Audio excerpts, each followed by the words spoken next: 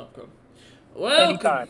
Yep. Welcome back for the Cryptic Kabal Monday, Season 2, Session 33, The Journey to New Lands, Part 1. What I expect to be either a 5 to 6 part series or a near-death series.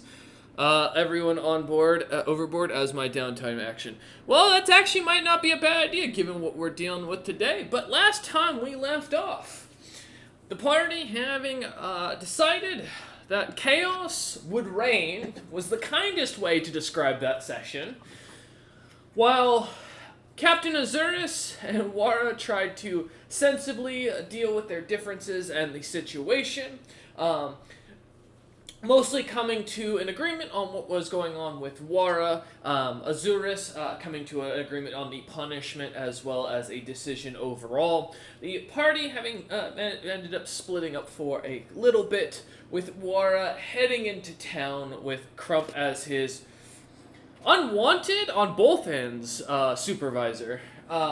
While, as we learned not to do ever again, the unfortunate Melhel, I think I got that right. Melhel, there we go. Got it. And Floor Snap decided to go off and have a little adventure of their own.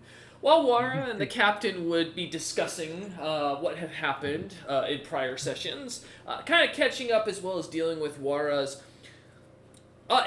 somewhat depicted betrayal, as the captain would kind of come to an agreement on. Floor Snap and Melhel, there we go. I'm trying to get that the pronunciation here going. Would end up finding themselves over towards the Blackfinger ship of the Black Hand. Having decided to play with the ship and speak to it, Floor Snap ended up managing to not only awaken the poor vessel, but also managing to turn it into its own creation of a cracked and broken frog made of wood and metal, and, well, at the end of the day, bits and bobs of its crew, who unfortunately would find themselves impaled, cracked, and almost smushed under the shifting of the weight of the now changing ship. However, while this would go on, Wara heading into town to deal with a few things, Captain Azura seeing this, the party would manage to, prior to the ship exploding, manage to sell most of their items to a Mr. Brightby, a well-respected and well-known merchant prince amongst Knighton, who ran the Bright Collective. Though, unfortunately, as the party would manage to only collect the coin, or only end up collecting the coin, leaving the stuff on the docks, most of the materials that they were giving to Mr. Brightby would sink as the docks would be collapsed on their way out. But as the party would watch the ship cracking apart, Wara returning, Captain Azuris seeing what was going on, watching the ship sink below, the party would then find themselves at the surrounding of Captain Vind, the captain of the guard of Knighton, where Captain Azuris would unfortunately, with a little probing from the captain of the guard, end up causing an international issue between the crew of Wara and Melhel, managing to piss off the individual. At the end, Captain Azuris even managing to drown the poor creature as he would toss him overboard.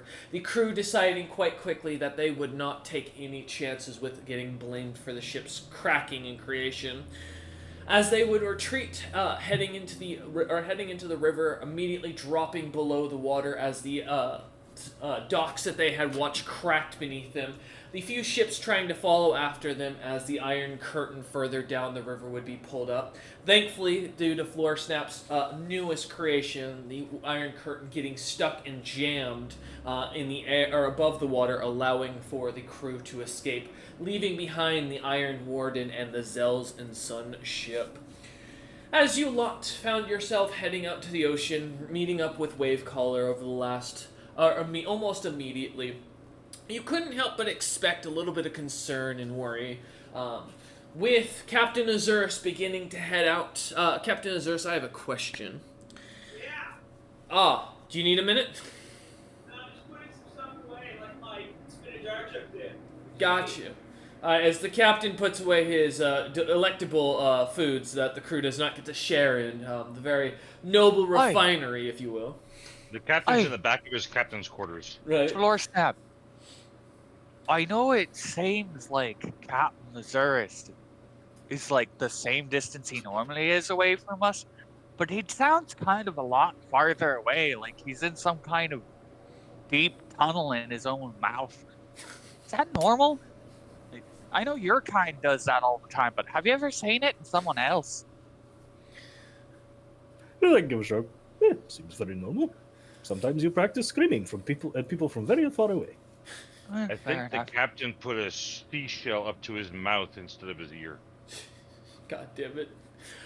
Captain Azurus, as your crew continues to talk shit in the background, down in the hall with the rest of the crew, enjoying their drink and their food. I have a question for you. Are you going to keep your ship under the waters, or are you going to surface at any point? After we're a safe distance away, I would certainly surface many a nautical mile. As soon as I can't see the land of the giants, that's when I would That's when I would surface. Okay, so about 3 days out to ocean. Okay, good to know. Let me just gonna roll something for myself. Okay. Over the last kind of couple of days, you lot have been finding yourselves at sea. A quietness amongst the deck. The ocean itself seemingly quite calm.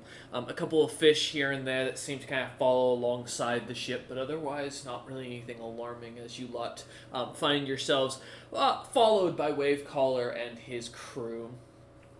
As you lot come about onto your third day of heading away from to the city of King's End, and Nighton itself, kind of surfacing above the water as you do, you begin to notice that the skies are clear. Seagulls seem to kind of be flying and enjoying the light wind landing on your ship as you come above water. The sounds of the light waves kind of moving about. It is a beautiful and calm day at sea, Captain Azurus. That's what I like to see. Pun intended? No. Okay.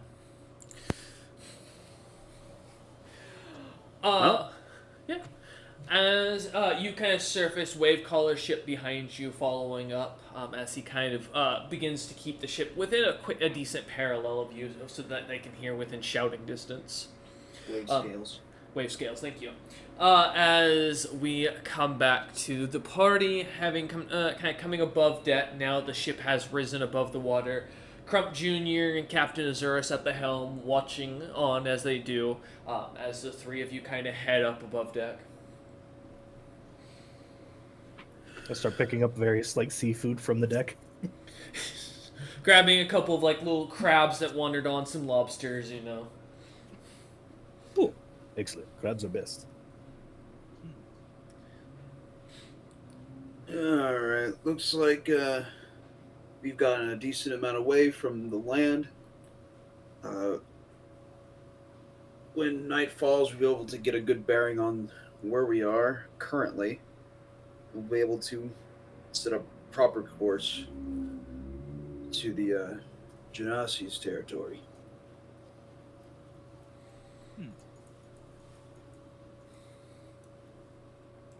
Captain Azurus kind of announces this to the crew. A couple of them seem to cheer. A few of them seem to be kind of unbothered.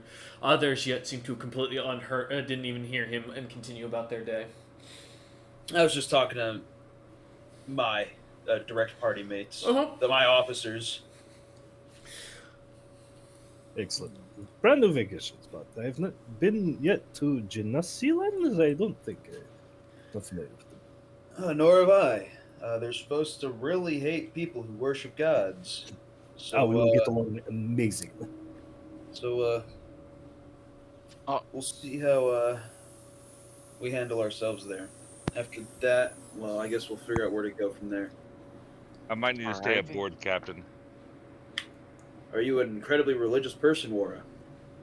Not incredibly religious, no.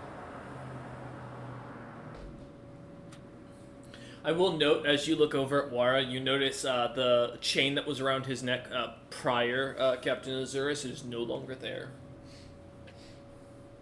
What do you worship? Paylor. Who? What's a Paylor? It's a deity that my pride gave thanks to. Never heard of this Paylor guy before. No But, one else has either. Oh.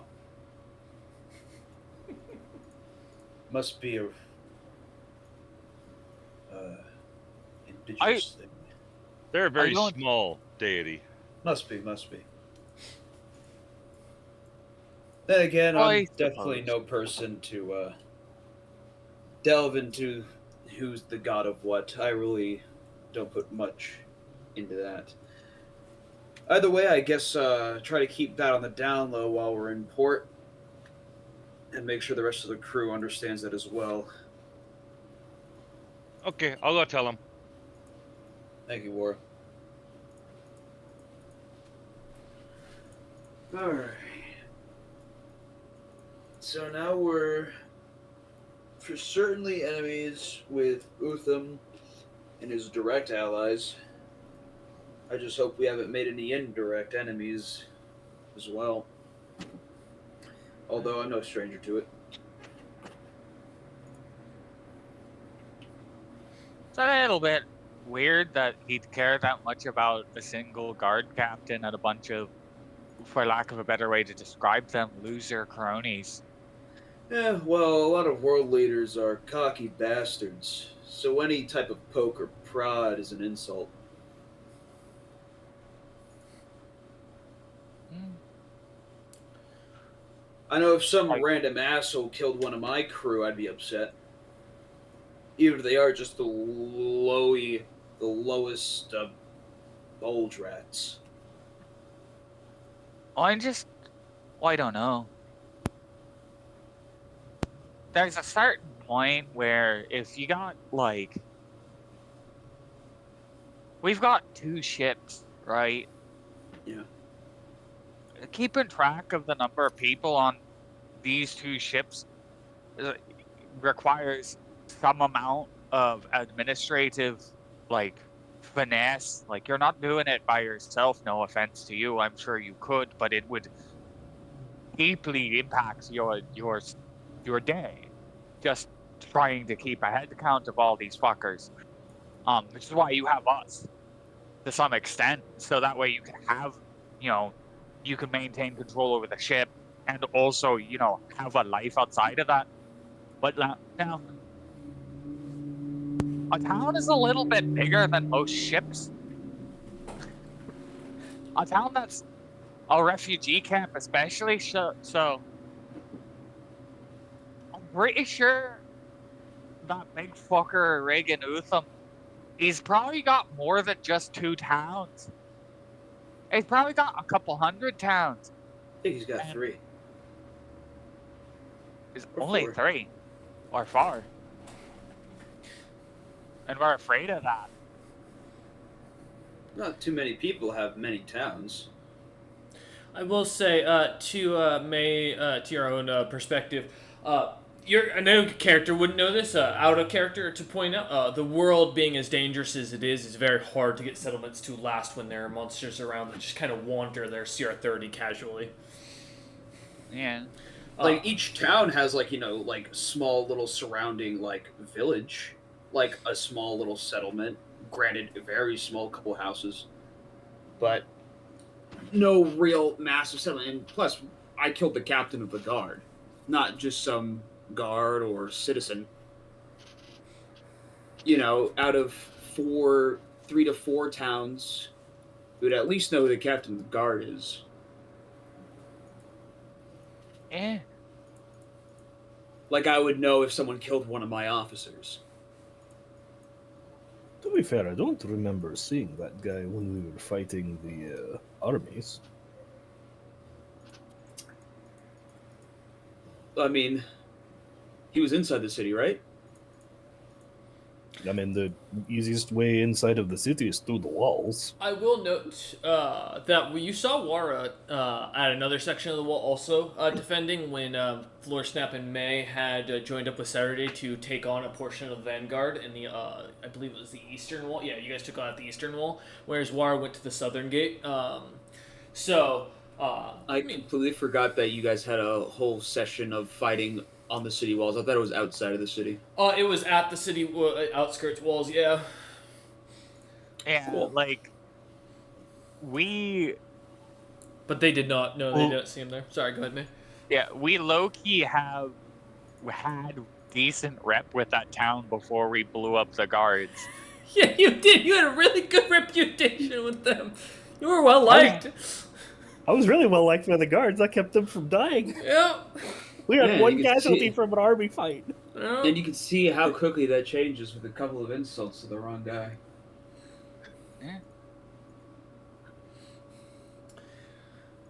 As you kind of think for a second, though, looking back at it, Azurus, you did see a few ships that were docked at King's End that were quite large. There is a good chance that Regan Utham has a navy. Though the question of if he is willing to send it to attack you or not is still something you've yet to see as you look out. Yeah, I mean, I know I have the reports on the vessels and like regular trade routes and stuff. And at least if a ship comes, I might be able to figure out what it is and what capacity it is because of the reports. That does remind me. You would know that the specifically where you're going in the waters is patrolled by two man-o-wars that are known as, and the report called the Prey and Predator. The Wing's Brightness and the King's Mercy are the two ships. Both in the report show as patrolling these like sections of water between the Regan Utham's territory and the Genasi lands. So bizarre you brought that up. I can't imagine that would become relevant at any point in time in the very near future. You Oh, know, no, so not at I think it'd be very important to make sure that every single member of this crew and the other ship knows what they should be looking for. As you kind of explain these ships, what they're described as is both having about 20 spell cannons, 10 to each side, that each can shoot out firebolt by itself. If attacked, the ship roughly are known to have both a crew of roughly around 75 each, and be manned by mostly frost giants. Yeah, it's gonna be rough. It's not like we can fucking board. We can't even take a single one of these ships in a naval combat. This is gonna be rough if we come across any of them. One of them is gonna be hell. Two of them is certain death. Yeah, question. How far is the distance on these so-called spell cannons? Shit, I've never operated one. They're practically brand new. According to New tech. According to the reports you have, it depends on the captain or the caster of the on the spell cannon itself. So, It's new tech. I got no fucking clue. really is the simplest answer. I just like slowly nod, think for a moment, and I'll be right back. And just like kind of like dee, dee, dee, dee, dee, dee, down to the bottom of the ship. Yeah. Bug lady. Vicaret, who looks very busy crafting away. Just one moment of time, please. Also, sorry if I keep forgetting your name. Hello.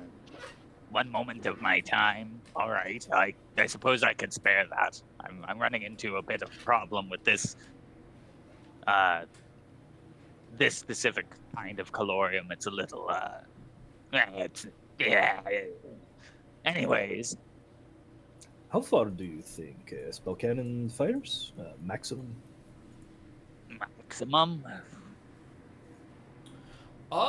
Give Wow.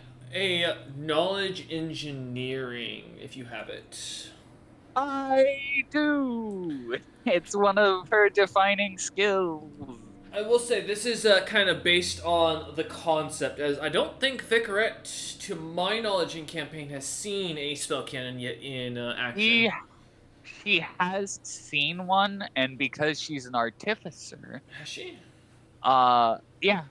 she saw some on a rival ship, and she said to Captain Azuris, "We need to get some of those so I can study them." And they would have been one of the first things that she would have tried to study on the airship that we had briefly had in our possession that we no longer have in our possession. I don't think James's ship had spell cannons. 4 spell cannons! Oh, it did? Did it really? Holy hell, let me look. That's what I was told. I think you're correct. I just can't recall off the top of my head if it was written in there. But yeah, go ahead. But yeah,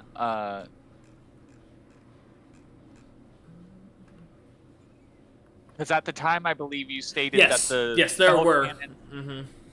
you stated something to the effect of the spell cannons that I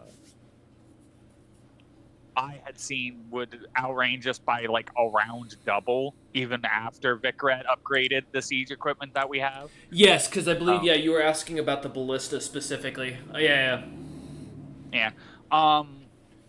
Do I have a synergy bonus considering they're spell cannons, which is a magical device, and I have used magic device and spellcraft and knowledge arcana and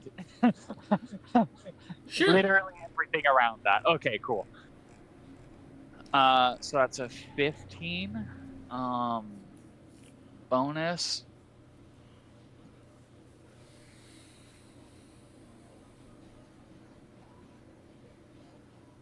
Really, game?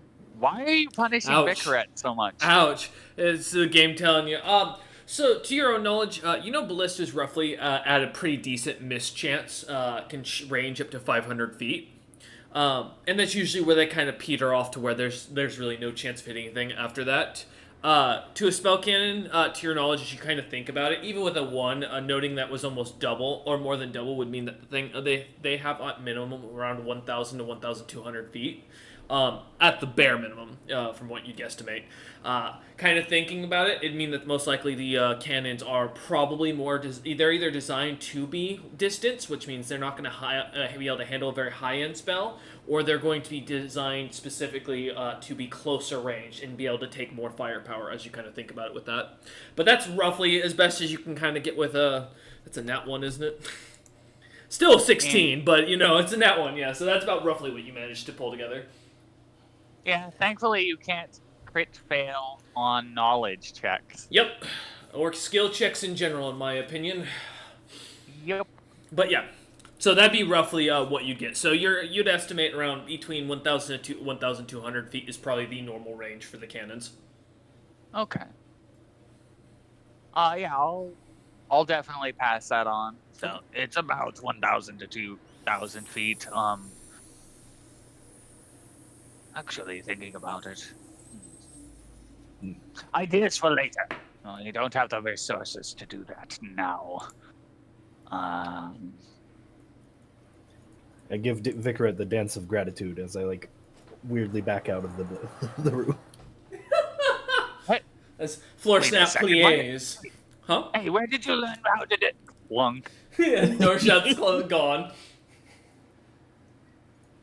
Yep. As you head above, kind of head back up to deck, it's passing by Wara as he's kind of talking to some of the crew as you continue heading up. Right, according to our scientific person down below, it's roughly 1,200 feet, which, unfortunately, for anyone keeping track, is slightly longer than I can do for now. Floor Snap seems to. You see his eyebrows slightly raised at that as he's thinking about it.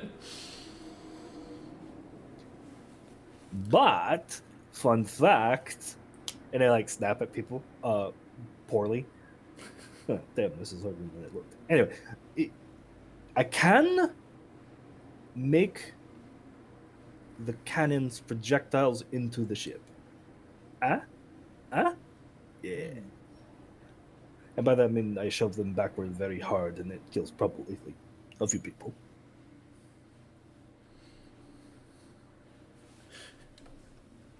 As Floor Snap looks over to May and Captain Azura saying this. Sorry. So you can essentially return to sender? Is that what I'm hearing? Oh no, they're magic projectiles. Physical ones, possibly. It's harder to catch something in flight, but actually taking hold of the cannon and just like one hand into the other, like punches it. They'll smash into the bulkhead, probably destroy all of the uh, other naval terms. Yeah, I'm out of those. So how would one get up to the ship without being blown to bits? Well, Oh, I I like gesture like way the fuck out in the middle, like from the ocean. Is like this is about my range, and it's like huge like fucking thing of water just like kind of plunges like a big fist just hit it. and For aside from that, something to keep in mind. Just a general fact about magic. Uh, the vast majority of attack spells, they require some form of line of sight to trigger, unless they're an AoE.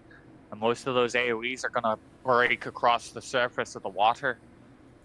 There's only a few spells that can really handle that, and unless they're delivered by a physical projectile. And even then, water does a hell of a good job of breaking apart ranged attacks. Like going from air to water is not really something that is fun to have to deal with.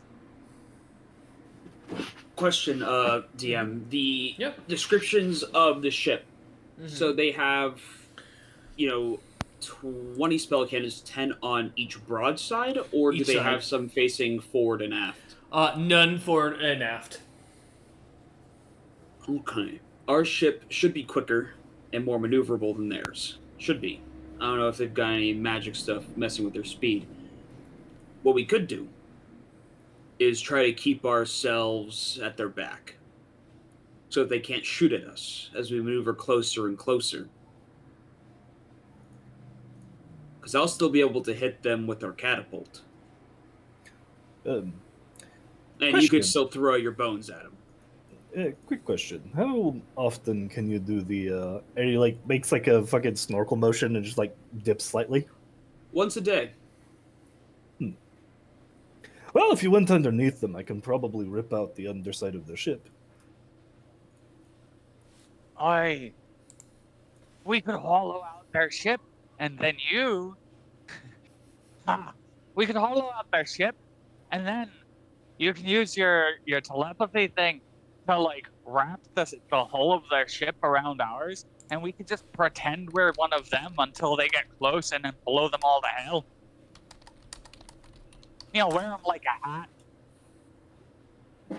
I'm not quite that strong with the minds, but that is a great thought for later. I'm liking what I'm hearing. I can also potentially talk to this ship and convince it to rebel. I have found out I am extraordinarily persuasive to instruments of sailing. Huh.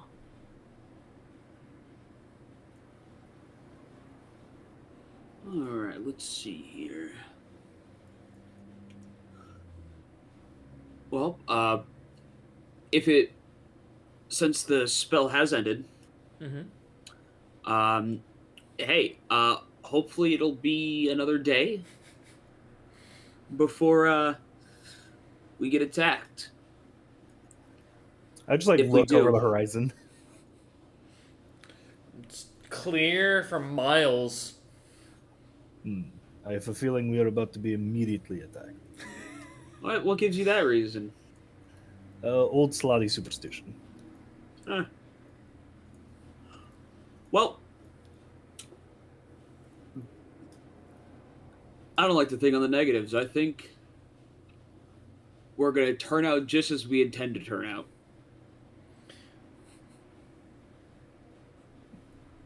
So it's just like slowly nods and just glares at the horizon like it has offended him in some way. I open my mouth and then I close it, and then I look between Azurus and Floor Snap, and then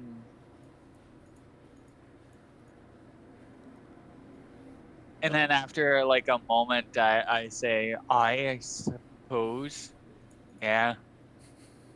saying that makes sense, and then I look at Floor Snap again. It's just, you probably don't want to, like, tell him that. No offense to Floor Snap. First off, he already knew it. Second off, I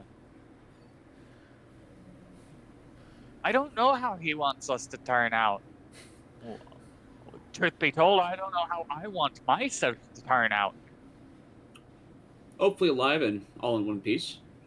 That'll be good enough for me. As you guys kind of start watching or looking onto the sunset expectingly, we're going to jump over for a moment. Wara, as you head down below deck, coming to the second floor, where much of the crew seem to be going about their business. The cook kind of handing out rations of liquor and such. As you kind of step into what is kind of serving as the eating hall, as we'll call it, where a single table and a couple of stumps have been set up for people. You see a figure that you don't recognize sitting there. A strange figure. He looks to be a storm or a frost giant, but the size of a troll. Quite large in the gut, very shaved head, long beard. As he kind of seems to be eating amongst the crew, completely ignored and unnoticed. I go to grab my day's ration of drink and fill the rest of my mug with warm water. Okay. And I go to sit at the table. As you sit down, a couple of the trolls moving aside to make some room for you, Crump off to the kind of corner now, seemingly having followed you down and seems to kind of be found a spot for himself. The frost giant, or the short frost giant, just kind of sits there, lazily eating what looks to be something in a bowl as he takes a spoonful and puts it in his mouth. You seem to be new to the crew. I haven't met you before. I'm Wara. His eyes kind of lock onto you. They seem to kind of a faint reddish glow to them that seem to kind of glimmer. And he kind of smiles as he pulls out his hand and goes, Bolov. Nice to meet you. Not grabbing his hair or his hand, I raise my mug, sort of toasting. Nods and kind of holds up his bowl of food and like lightly bows and gives you a nod and then cheers you and kind of goes back to eating. So Olaf, are you part of the boarding crew, the sailing crew? What? Kind of takes another spoonful, swishes his mouth around, kind of wipes his face with his hand and looks at you and goes, "None. I'm just here to potentially kill your captain." You're an assassin aboard the ship. Oh, no, God, assassin that'd be too nice. That'd be an easier term. No, I like to think of myself more as an interloper, and I'm curious about your captain. Might kill him. I haven't decided yet, but that was the initial plan. Crumb just looks over at you and just shrugs and looks over at him.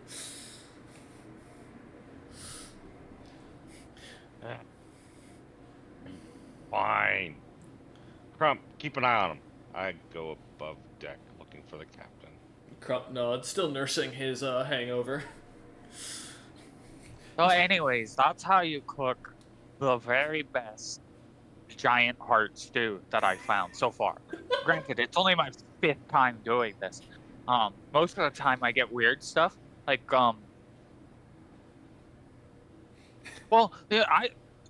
truth be told, the only thing I haven't really eaten yet is troll. I just figure it'd be too gamey. Plus, I point at a troll, then I point at myself. It'd feel a little weird. As you come up to this war, hearing the end of it, a few of the trolls that pass by you grumbling, one of them, seemingly you hear lightly saying, "If she eats me, I swear to God I'm punching the captain." But as you kind of come up above, Captain Azur still kind of standing at the helm. Floorsnap and May kind of having a conversation as they kind of walk on to the horizon.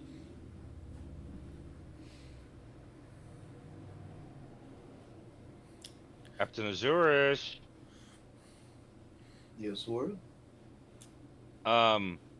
Bearded, bald-headed, red-eyed Boloff down below. Says he wants to maybe kill you. Who? Boloff. Give me a history Is that check maybe- at Azurus. I was like, is that name supposed to mean anything to me? Yeah, either history, intelligence if you don't have history.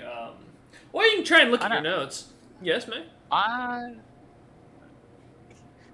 Are we close enough to where I could feasibly roll a listen check to hear You can any try, of yeah. this? I'll take a listen check. Okay. Oh, well, you and Floorsnap are standing right next to War as he's saying all this.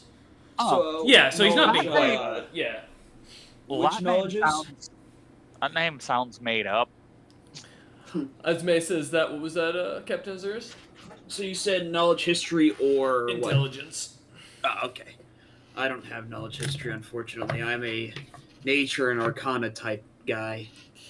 Alright, let's see what this intelligence roll's got for me. I'm gonna use this blue one. Can't believe this guy named himself Balthoff. I first thought he said his name was Olaf. 10. 10. You have no idea who this individual is. Do you, Bolaf, do you think it's like a bowl of some kind of food? Well, I he's eating a pinch- bowl of food. I pinched the bridge of the nose and just like whispered. I was like, "This is gonna be such a great day, nice evening. Nothing wrong." As I just like walk, mumbling as I'm walking towards the stairs to go below deck to I see follow. who the hell is stowed away on my vessel. I just turned to I'll May. follow. Okay. I just turned to May before we like all like traipsed down. Is like, see, ancient Slavi superstition. Aye. As May follows down, why are you following after as well? Oh yeah. Floorsnap? Yeah. The curiosity, the interest, the potential fight, as the three of you follow after Captain Azurus, who sounds more annoyed at the situation than anything else as he heads down the stairs. Heading below deck as you all do, you see as Boloff, Wara looking over at him, has now kind of pushed his chair over to be at the head of the table to now be looking at you lot when you come through the doorway. His eyes staring straight over up at you all four of you as you begin to walk through the door. A bowl of fresh soup in front of him and just a spoonful in his hand as he kind of takes another bite and looks up and goes, "Oh, Captain Azurus, my compliments to your fine cuisine." As he kind of like holds up the spoon and takes a slurp of it. Much obliged, but you should direct those compliments to the cook. Oh, alright, did. Gave him about 200 of some gold pieces for it. Nothing better than a good cook on a ship. That I agree. Keeps morale up. Now, what are you doing on my ship? I told War I'm here to kill you. Why would you do that? Tell him or kill you? Kill me. Curiosity, mostly. Boredom. You kind of messed Are with you my... related to Floor Snap? Okay. Looks over at Floorsnap and goes, "No, but we've met before." Have we? 1 second. Who's your uncle? I don't have an uncle. Well, Hmm. I have a family member that you probably know of, but no, his name's not important. But I'm just like begin pensively staring into the middle distance, trying to recall anything. give me either an intelligence or if you have a history, I'll take knowledge history. It's the only knowledge I have. Good, good idea when you're old as history. I was like, it was the only knowledge I could justify having. Let's see what you got. Nope. I still had Ida from last night up. I had to No swap over. worries. Accidentally almost misclicked and put Shaw in. That would not have been helpful. That would have been well. I mean, your history would have sucked, but your grapple checks tonight would have been great. I roll to grapple the information. Yeah. Like, 30. Successfully grapple the information. Goddamn. You recognize the glimmer in his eyes. It's very rare to see creatures with red eyes. In fact, it's almost unheard of. It's not a natural pigment for those who aren't either notably cursed, with diseases such as losing the pigment from your skin, or coming from a continent that's made up of just red death or just about everywhere. You would know these eyes to represent members of the Morin clan. Dark Continent. I was afraid to hear that. However, which Morin this is, I mean, this could be this could be the oldest, this could be the youngest. I mean, this could be a child for all you know. Ah, hello, Master Moran. Nice to, well, I don't know which one you are. Ah, He nods and goes, who I am, what I am, doesn't really matter for that factor. I'm glad you know who I am, so this saves me a little bit of time introducing myself. I'm looking at you through one of my puppets. I hope you don't mind. I'm currently held up in a pit at the moment. How deep is the pit? Quite. Dragon's Crown seems to go further into the Underdark than I thought, but I have found some very interesting information down here, so it's been well worth the investment. But I've been told by one of your contacts, we'll call it, that you're interested in speaking with me, and I managed to steal this body from my dear relative while he wasn't using it. I give a nice smile. Well, then it's a pleasure to meet your acquaintance. I myself am looking for a place to make home. A place to dock my ships, conduct business unbothered by the kingdoms of the world while I pillage them and loot them for all they're worth. And I was hoping we could, I don't know, work together. I used to have a map of the Dark Continent, but it was stolen from me, but that still hasn't taken my eyes off of potentially making myself home there. And I feel like you'd be the man to talk to about making that happen. Wait, you're telling me you lost my map? Are It you... was stolen from me after I made a deal with James and his crew. Oh, my dear Captain. You have done wondrous. And great job indeed. You've done something I don't think I could have done if I had wished it. Oh. That James has no idea what's coming for him. Well, that's good to know. It's good that you got rid of that.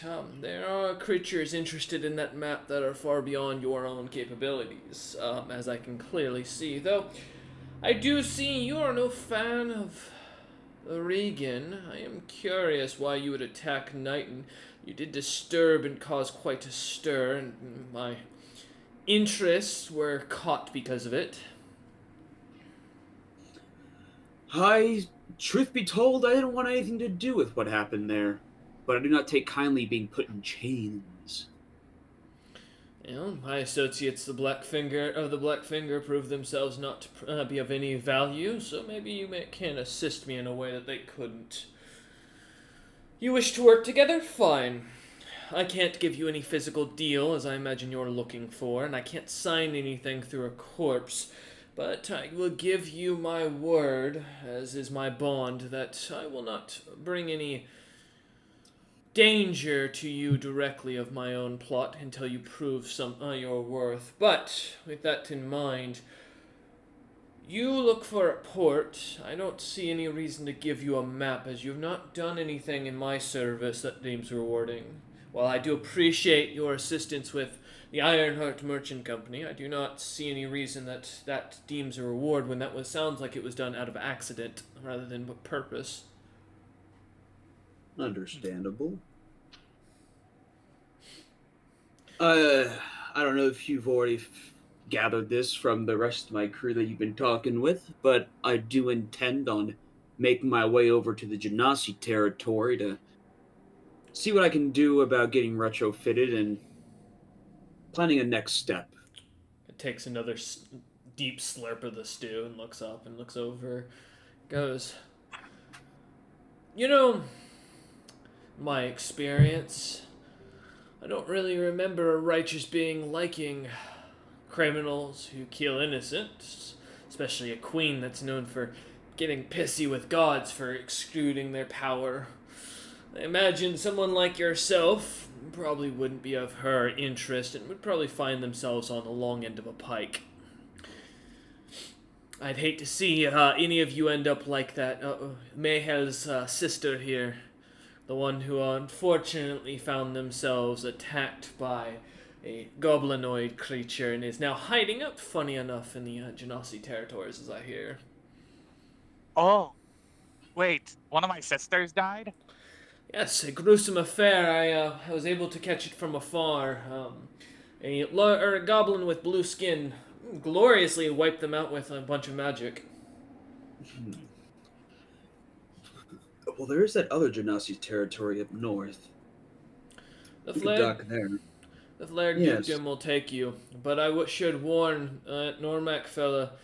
He's a kind and good man. Not the kind that likes to typically deal with pirates, so you're gonna have a better chance going to her personally. Yep, that's what I was thinking. A nice den to at least start. Probably can find some good men there too. Retrofit some ships. You're Let me looking see. for a goal, young captain. A job, if you will. I have something that might interest you. Though it would be at a greater risk to your own life and your crew's, but it would go down in history for something that has never been achieved, and you would come out wealthier than any captain on the seas right now. I like the sound of that. How familiar are you with the collective of Pyrrhus? I know that they do the world news. They write articles. I heard there's something to definitely be cautious of. They're definitely nothing to scoff at, but they're mere scholars, right? Well, actually, you'd be wrong. Most of them would turn even someone of my own capability into dust. These individuals have existed long before we have. Beings far more powerful than it's worth, but that's not the point. And if you're thinking of raiding their city, if I may caution you to think clearly before and wonder why a nation so small and, as you put it, weak has lasted for so many ages and had the ear of so many powerful kings. But my point and my offer is actually in the opposite direction. The Crystal Giants are a interesting race of casters who value animals and druidic magics more than anything. The problem is that they tend to collect animals as friends, family, interesting beasts such as lesser apex monsters. I think it'd be very suitable if, those lesser monsters were driven mad and led out into the city streets while a group of would-be criminals found themselves liberating the vaults. There's an item I'm looking for in those vaults. You may keep whatever else you find. All I look for is a single scroll. Now, Whatever you need, consider it yours. you say this without any interest or worry about the job. That concerns me more than anything, Captain. You've told me that there is gold on the other side waiting for me. Oh, not just gold. Prestige. Wealth beyond your imagination. Power. Items capable of slaying even Blackbone Og himself, I imagine. And maybe an interesting key item you might be looking for. A ship that is made of something far more unique and rare than the one you gave up. You really know how to stroke a sailor's greed. But I know that you lot are an independent group and would like to make your own time. So, here's what I will give you and I will propose. Should you come across this scroll by whatever means, then I will pay you a reward that is worth more than anything you could find on these many seas. However, should you fail me, note that your memories will be lost to you of who I am and what I was. You will not be able to speak of this, and I will never associate with you again. Oh, and Captain Azurus, you've got company on your ass. Good luck, as the body disintegrates. Could have I used immediately that start one. running up the stairs. Wara, as you do, you hear and feel that you all begin to feel the ship rumbling and the sounds of cannon fire suddenly coming from either side of your ship. I just yell out, "Ancient slutty superstition!" All men to stations! The girls panicking as they rush around, not knowing what to do. Crump just sitting there, staring, nursing his hangover, continuing to eat his food. As you all begin to head above deck, getting ready for battle. As you do, each of you heading up, looking about almost 200. Hold up, let me make sure I'm correct on this. One moment. I had a note, but I don't think that note's right. Maybe. Give me a minute. I had the page. I swear. Give me a second. You know, I just had the page. What the hell? Where did it go? There. No, that's not what I'm looking for. Alright, well, I'm done looking. I just need to find my ship combat notice or log here. Cause there was... There we go. There we go. Alright. Yeah, roughly about 200 feet out from you, on either side of your, of the deck, as you look back, Captain Azurus, Melhel, Florsnap, and Wara, there looks to be two large man-o'-wars, cannons, kind of slightly, at an angle pointed over towards you lot as the bolts of fire are kind of coming to a halt at the water's edge, kind of diagonally, barely missing you as the ships are beginning to turn. The trolls panicking as they're running about. As you look and see the flying colors of Regan Utham kind of already above. Let's roll some initiative. Pork. What? Pork. Pork? Fork? F-U-C-K, but in a polite way. Oh, you can say fuck. It's okay. Took me a minute. All right. As Wara just looks out, stares, and just yells out, and says fork calmly. 12. 12 for the countdown, which is also going to be according for the ship. 6 and 23. Nice, nice. Let's see what we got. Well, good news is Wara and Florsnap, you have managed to react faster than Azurus has to getting to the wheel, so that'll be helpful. Give me a moment to roll some stuff real quick. Do they have any? 5, -1, and -1. Okay.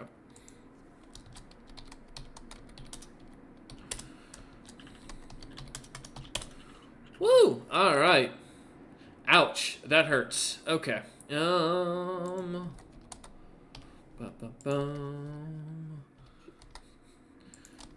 I love when the captains of ships do better than the whole ship or the whole crew itself. Alright, let's see. Oops, nope. Ba-bum. Start looking over your ship stuff as you got a moment. While I update my HP counts, because I forgot to put that down. Alright. As you look out... 6? Only 6 HP. Got you. I appreciate that. I somehow feel like that is not going to be the case. However, damn, even May rolled better than I did on the crew and ships. That hurts. Let me just put a note there, and then... Alright, and then the crews both go last, apparently. Cool. Alright, Wara, as you are up first, as you look out, seeing the massive, seeing the two mana wars gleaming, the ships kind of turning, trying to get their cannons within an angle of you lot, turning away as they do. The ship's kind of speeding as quick as it can, but no one at the helm as you look on. What would you like to do? They are 200 feet away, correct? Laura Snap, could you throw me to the deck of one of those? How heavy is Wara?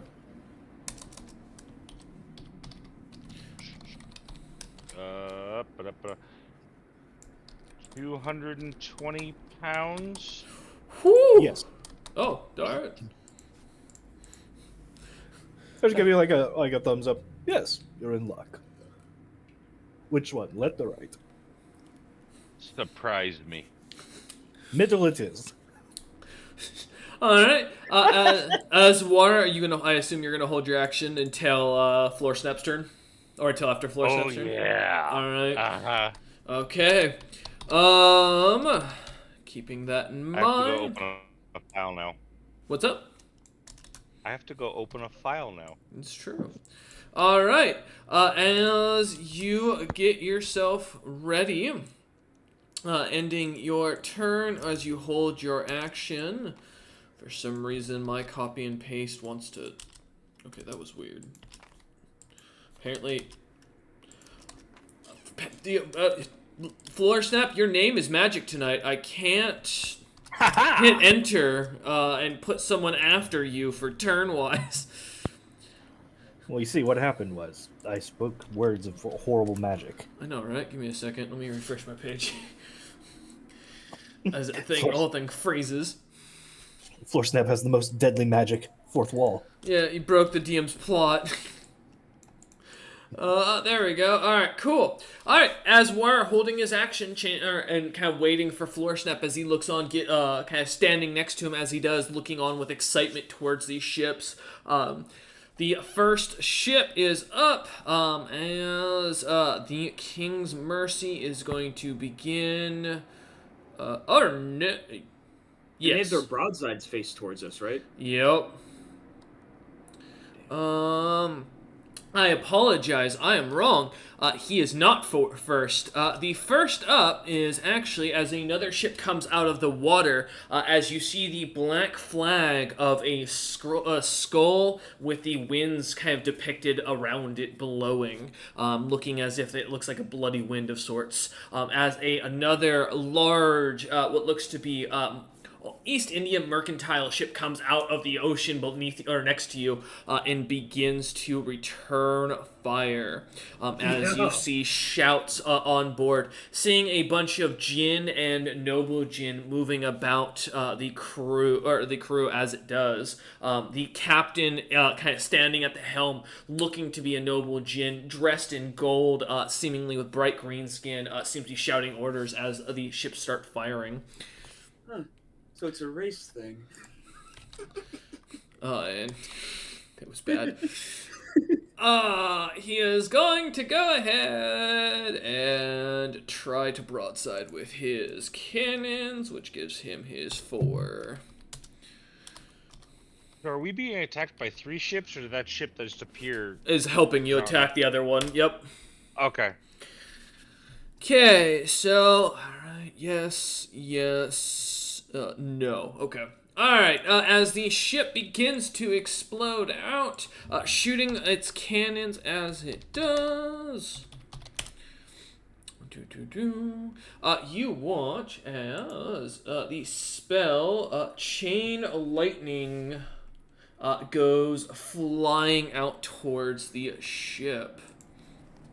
One moment to pull up my notes. It's funny. I've looked up this spell so many times. Google remembers it very well. All right.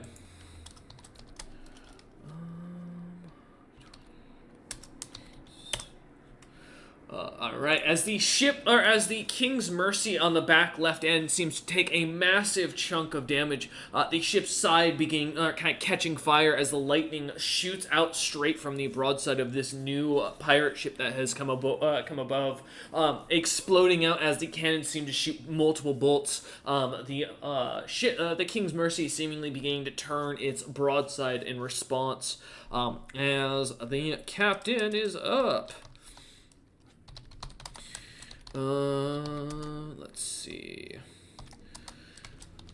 He is going to go ahead and turn towards, what is it? The Red Lady, and is going to begin a broadside. I am sorry, to the poor crew. Give me a second. Ah, yes, it's only 10 cannons, so... 10 D20. Do I have any modifiers on mine? I do. Yes. This is very important. +1. What ship are you? What's the AC on your ship? I forget. Let me. I have the naval code up. I was looking at my stuff. A Ketch has a armor class of 10. Okay, so 1, 2, 3, as it is still a very large ship. 4. Well, yes, Men of Wars only have 8, so don't feel bad. Yeah, no, listen, I understand. All right, as 4 bolts of Kelgor's firebolt come flying out towards you. It's only 4 managed to hit. Yes. That is 14 points of fire damage. I have a question. Yes. Are you abiding by the damage threshold on the ships as well, or is that not something you done with? No, because in a sense, you can still keep going until your ship, in a sense, has a hole popped into it, in my mind. So, okay. Which also does mean that if you get an attack directly to your hull underneath the water and don't manage to patch it up, your ship will sink faster than normal. The damage threshold is how much damage needs to happen before it actually does damage. Oh, yes, I do. Yes, because that's considered like DR. Yeah. All right, cool. So then nothing happens. Yeah. So as the fire, good to know. Oh shit! Wait, does the Kelch have damage decent DR? Damage threshold of 20. Oh shit! All right. Okay, perfect. As you I didn't realize that. As you watch the fire, or the bolts of fire kind of landing against the side of it, kind of bouncing off as they do, the ship taking the full broadside unaffected as the balls fall to the ground. Seemingly, as you see what looks to be small balls of wool, kind of burning down in the water, immediately dissipating into ash. You call that a broadside? All right. Odd question that I swear has no possible event. How heavy are Jinn? I believe they're medium creatures if you want to go look it up. Large. They're large? Okay. Then there's your answer. So, assume up to max is what you're guesstimating. Yeah, because I know Azores himself, I kind of did the upper end of like Genie, so I'm like 10'6" and 1,000 pounds. Yep. Yep, that's not happening. All right. As the ship kind of continues to turn as it does, preparing for another broadside. Floor Snap, you're up. Excellent. So, do they have like a mast? Like, are they masted ships? Oh yeah. Okay. All I will aim at the mast with Wara and a few of the flotsam and jetsam from like some of like the the other main ship like getting fucking decked with like 73 damage. Mm-hmm. And just like hurl it all at like the mast on the rightmost ship. Okay. Roll a ranged attack. I'm gonna add to his range attack by doing a jump for myself. Yeah, I guess that's a fair point. You know what? What's your? I failed on my jump. Okay. give me a tumble check since you did fail on your jump. Let's see if you land on your Can I face. do a balance check instead? Sure, I'll take a balance check. Give that a well, water rolls that. So you're just launching. Oh my god! Or you might not want to go over there. It's too late. Yeah, rolls are rolls. So you're tossing him. Rolling in the air. As he rolls in the air trying to catch himself. Yeah, let's do just a d20. Let's just do attack like you're doing normally with your telekinesis. And assume that for AC modifier. See if you can hit the 8 AC. I know it's hard. It's not likely you miss, but you could roll a 1, you know. Well, I rolled 9 dice, so I'm probably going to eventually. Anyway, first one's Wara. That's what I'm worried about. Hey, good news! Wara, as you go flying, and I assume the rest of your bones being thrown? Oh no, I was picking up the jetsam from like the ship that got like hit with like 73 damage. Oh, so got you. Yeah, okay. It's like there's probably just big chunks of like big slabs of wood and stuff that like cracked off. They're like nice jagged splinters. Yeah, if you want to, you're gonna grab them, toss them. Okay. Yep. So 8 hits, it looks like. Yeah, Wara, as you go flying over, as you come, kind of expecting yourself in your mind, weapons in hand, raging as you're running, flying through the air, and just imagining landing and just pirouetting into it, attacking and slaying and just cutting down everyone, simply one after another. And as you realize you're halfway through this daydream, as you're halfway in the air, looking at the ship and not ready at all to land, as you now realize trying to do a somersault in the air. Unfortunately, as you come to a landing, kind of face first into the mass that in the main center of the ship. Though good news, the crew is all around you. So Wara does 27 damage to the ship. Okay. And takes 4 damage from being thrown. Oh god. Alright. So you do 3. Okay. And then I should roll the rest of them individually probably for the rest of the damage die. Yes, they are. Threshold. Yeah. And then let's see. Average her out. Nope. Good. God damn. Almost. Yep. Not having a good time over there. Things just dropping left and right. You okay? Well, that was significantly better. Whew. All right. Okay. To answer your question, Captain Azurus, yes, they are considered siege weapons. Gotcha. So siege weapons, go ignore the ship's damage threshold. Got you. Good to know. All right. So that is 25. No, you meet threshold. 38. Oh god, I gotta get a calculator out. It's 25. So that's that. 35. That's another 10. Let's see. Plus 1. Plus 4. Yeah. I can add. I swear. Plus 4. And plus 3. 35 points of damage. Hey, there you go. That's nice. Yeah. And then I am gonna bull rush one of the cannons into like the other side of the bulkhead. Oh. Okay. And just kind of like run a nice little furrow across the lower deck or the middle deck that it's on, I guess. Wait, okay, I'm making sure I understand. Sorry, I'm not as familiar with ship terminology here. You'll have to excuse me. The naval code is very much Captain Azurus' staple here. So when you say bulwark, making sure I understand here, what?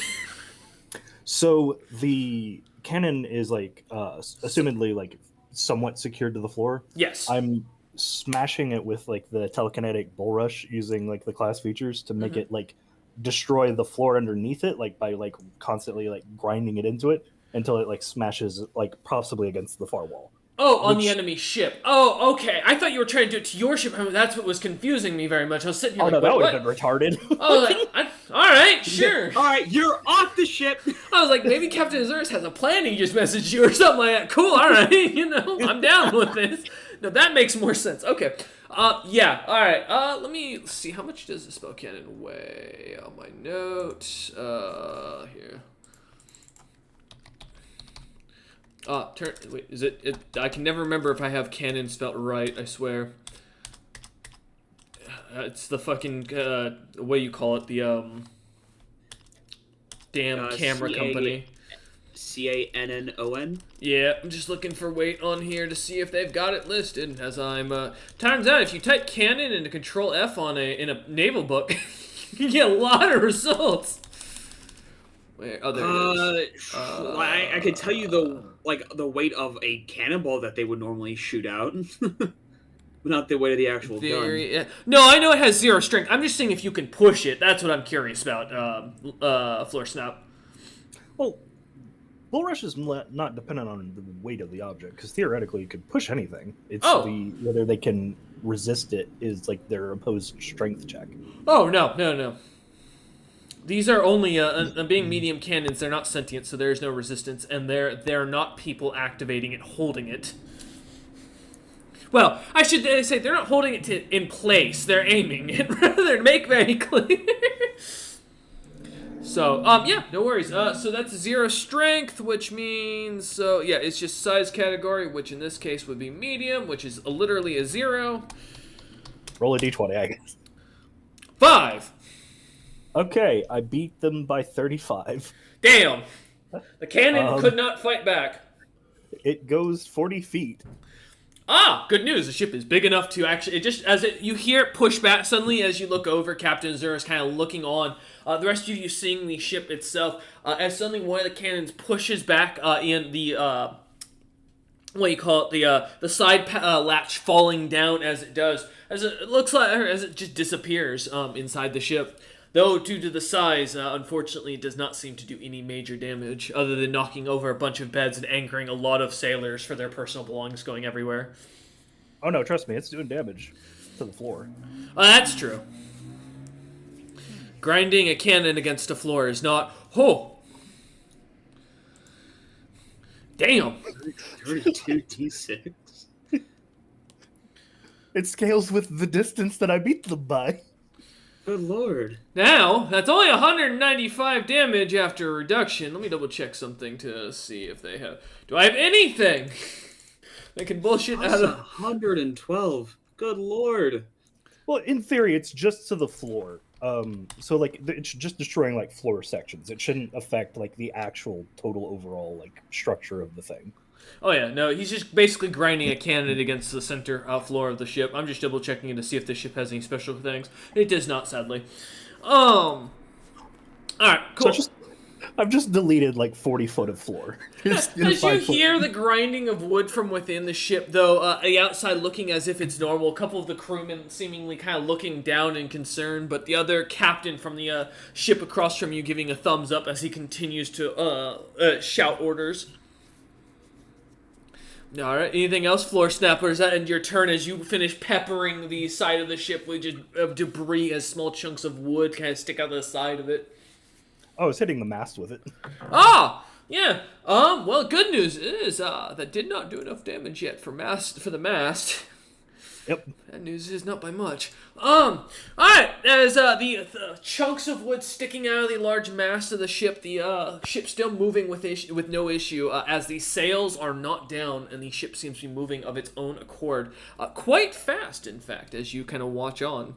But as you end your turn, Floor Snap, Wara, on top of the King's Mercy, as you stand, looking about, a bunch of very angry-looking frost giants, kind of stare at you as they pull out weapons and begin to smile and chuckle as they do. Many of them wearing chain shirts and carrying what looks to be great axes. Do it, Wara. Read them about embroidery. I roar, "You shall all die!"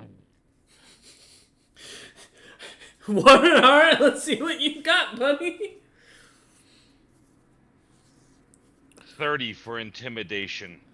Ooh, let me see. All right.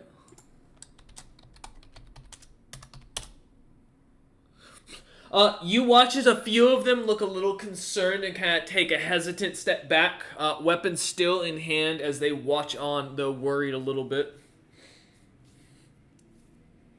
In this instructable, I'll cover running stitch, back stitch, split stitch, satin stitch, stem stitch, French knots, and seed and fill stitches.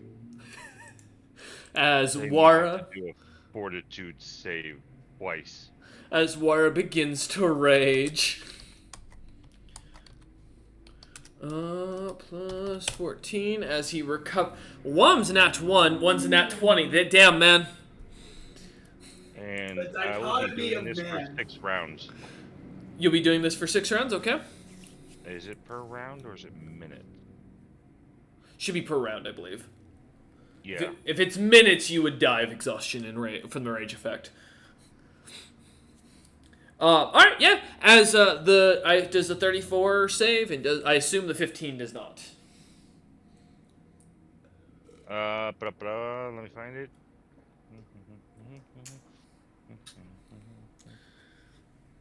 The 34 saves. Okay.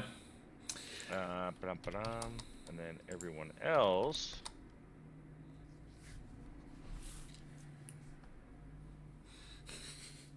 Is asleep for 2 minutes. Oh shit. Ah. The one that's saved has to roll again. All right. Let me see. That is the captain's roll. So. The captain has to roll again. And this is just another fortitude. Yes. Okay. 26. Failed. They are intimidated. All right, you watch as the large captain himself, looking like he is covered in a large chain shirt, anger in his eyes, no weapons on him, just 2 massive gauntlets on his fists, a little bit of concern now looking on his eyes as he looks on at you. Wara, if you weren't raging for a moment, it'd come to the consciousness that they just saw you basically launch over here with a bunch of debris, willingly faceplant, and then get up and start roaring at them. There's not much something scarier or intimidating the fact of how much bravado you've shown, as many of them are wondering now, looking on to you to see if there's something they're missing, those who are still conscious, which is really just the captain in this case. Everyone's passed out, But the asleep on the deck except the captain. Yeah. Who's at the helm? How far away is the captain? About 110 feet from where you landed at the center of the ship. Or sorry, not 110. My apologies. 55 feet. Okay. I can do math, I promise. Let's see. My movement speed. You say he's 55 feet away? Yes. Oopsie. I do a movement with a jumping pounce. Ooh, okay. He's mine. Is this for, this is not for a grapple, right? This is just an attack? This is an attack. Okay. So, Possibly more than one. Yeah, right? does a 37 crit hit? Yeah. Yeah, it does. Go ahead and roll to confirm. Nope. Okay, you're good. Yep, just means you auto hit. Okay, and that means I do.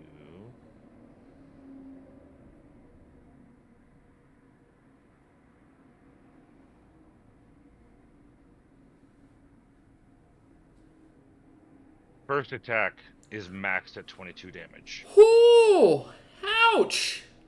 Alright. Damn! Okay. Okay, that puts me down to... Okay. As you jump onto the large figure, kind of grabbing onto him as your claws? No, claws on my feet. Basically. Yeah. Your claws on your legs kind of grab onto or latch onto the guy as you jump onto him, sinking them in to kind of get a hold on him. As your body weight kind of starts to pull down, shredding the side of his stomach. As you hear him kind of scream out in pain and surprise as he tries to swing at you and you kind of step down off of him. And then I'm gonna swing my longsword. Pull out your longsword. Let's see what you got. 29.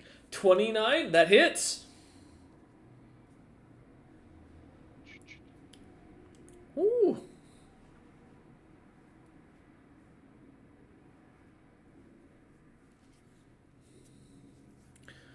The minimum damage. 6. That dichotomy thing from earlier, right? As you slam into the captain, blade cutting into the side of his thigh as he looks down, pulling it back. It seems to only make a shallow wound as he kind of grabs at it, pulling back and kind of leaning forward, glaring at you as steam is coming out of his nose. And I get another attack.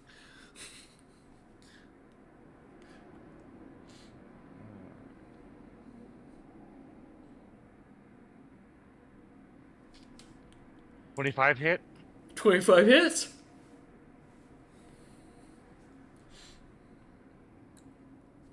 Let's see what you got. 8.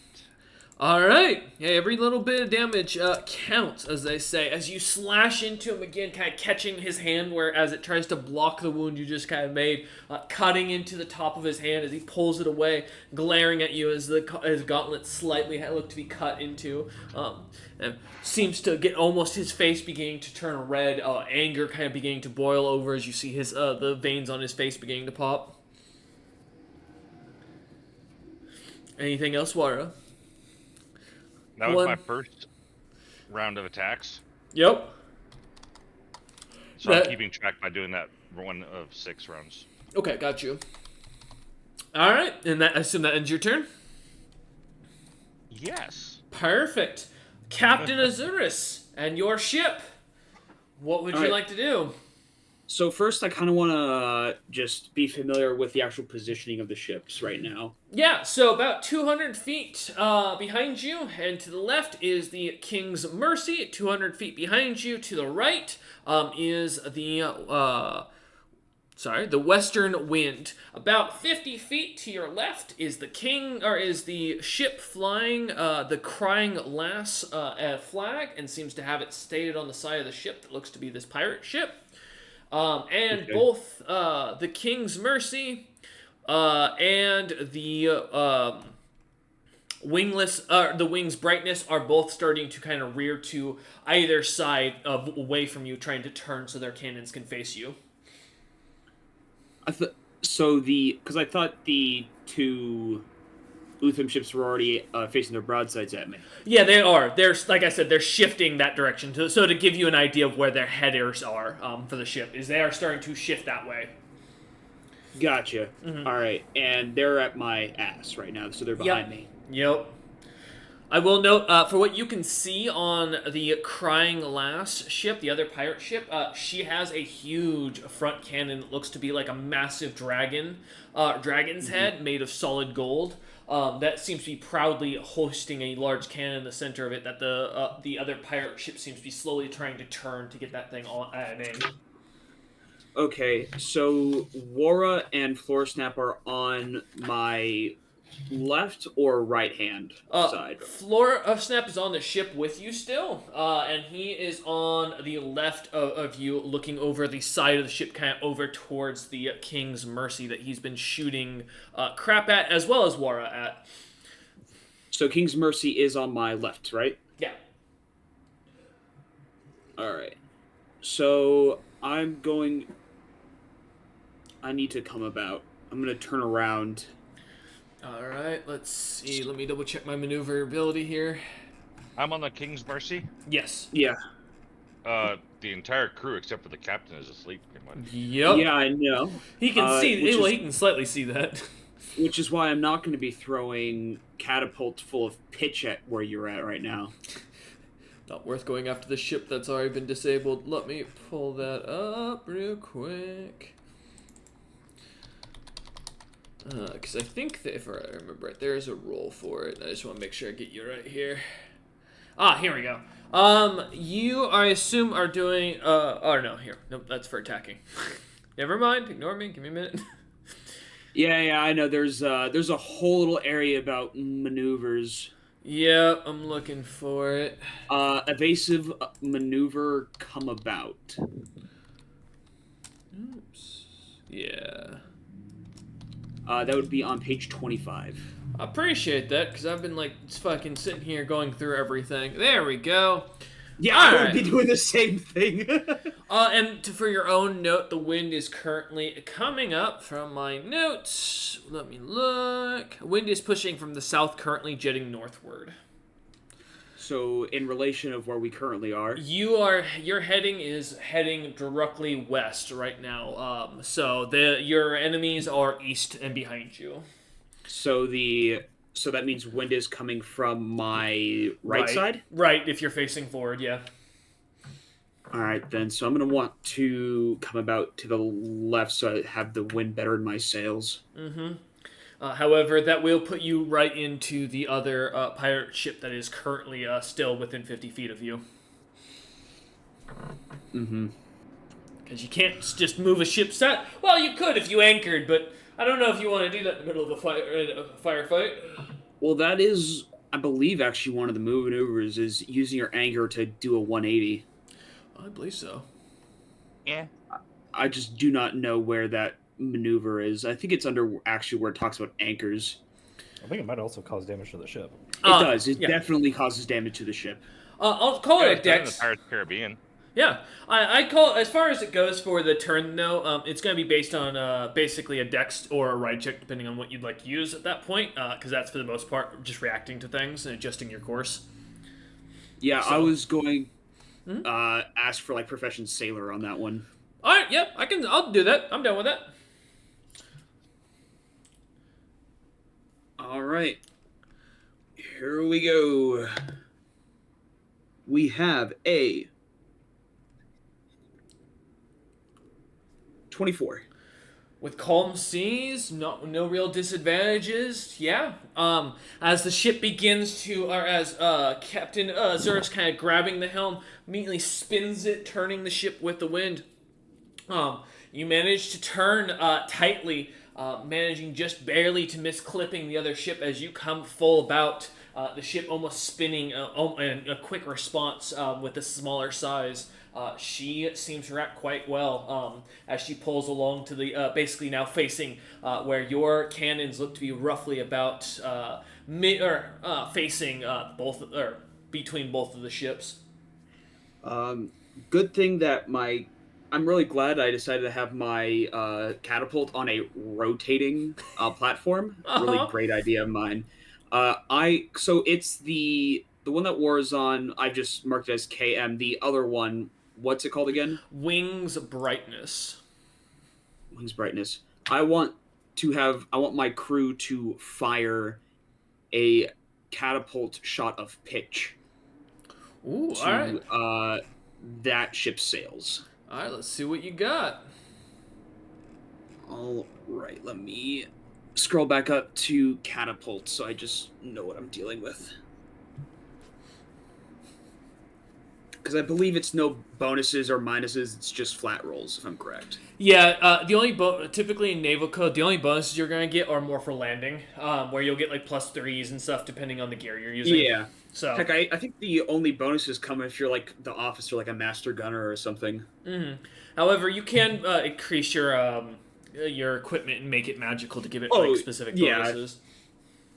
All right. That is a 12. That hits. All right. Catapults do 2d10. Mm-hmm. And they are siege equipment, so. Siege equipment ignores the damage resistance, and since this is a pitch shot, it will ignite these sails. Yep. On out. Total of 10 damage, and at least if the ship isn't, fire resistant or something. I was gonna say, if you don't think those sails are fire resistant, you've got another thing coming from me. Hey, that's me hoping, And what was the damage again? 10. 10. All right. As you watch the pitch, potted pitch goes flying into the air, going into the distance as the trolls kind of rotate it to the side, slamming into the ship as it does, immediately seeing the spark and the fire catching, but as it seems to catch on to the mast and the sails, nothing seems to ignite, the pitch kind of burning itself out, though the smoke does cause the crew to kind of avoid the area and start pushing, or trying to put it out. Alright, fine. I guess I have to get up and close then. That was a movement and an attack. Anything like for swift or bonus actions? No, there's nothing that Azores can do himself. That's it for the ship and Azor, since he literally can't do anything spell-wise for his own person. That's understandable. All right. Mail, hell. God damn it. Unless you let me give an inspirational speech to my men.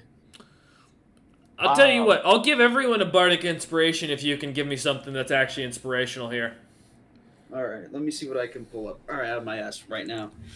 Sorry, one sec. Let's give him a cent. You might get an extra bonus for your roll. Alright. Men! These fat giants, unfortunately, are quicker than us in those godforsaken vessels, and they're stronger than us in a cannon-to-cannon battle. But what we do have over them is that we're smarter than their dumb giant brains. We have so much potential, and I believe in you. We're gonna go up to them and defeat them with pure intellectualism. And by intellectualism, I mean I'm gonna shove a giant ice pillar from one ship to the other. Give me a diplomacy check. That wasn't bad. I'll give you that. 23. You all feel inspired. You can, for the next round, each of you can take a +2 to any attack, saving throw, or skill check. Me too? Yep. Well, no, not in this case, War, because you'd be all the way over on another ship, so I imagine you wouldn't be able to hear Captain Azurus from this distance. As Captain Azurus kind of delivers this grand speech to the crew, they seem to roar on angrily, weapons clanging, as they kind of continue watching the battle unfold. Sorry, War, I didn't mean to interrupt you. What you said? What did you say? Bugger. Oh, got you. As Captain Azurus gives this speech, though, May, as you hear this kind of going on, what would you like to do?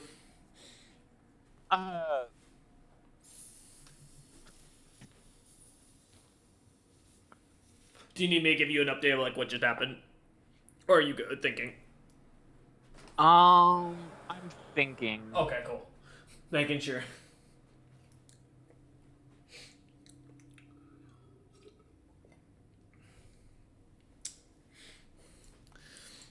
Because as you look out, seeing the ships behind you, Captain Azurus kind of shouting out as he does. Wara in the distance putting crew members to sleep. Floor Snap shooting pelts of debris towards the ship and making them scream as their cannons attack them. Yeah. They're lucky I don't have sending at will. I could have fucking made those cannons come to life and start strangling them. Don't whisper sweet nothings to the enemy cannons. It's weird. I'm gonna do it.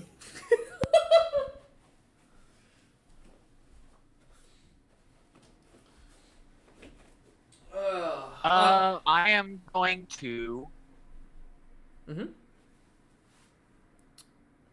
Unfortunately, most of my actions this turn are going to be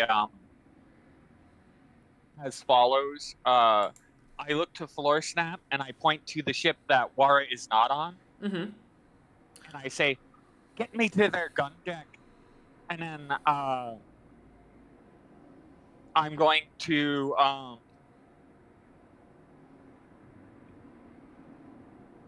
activate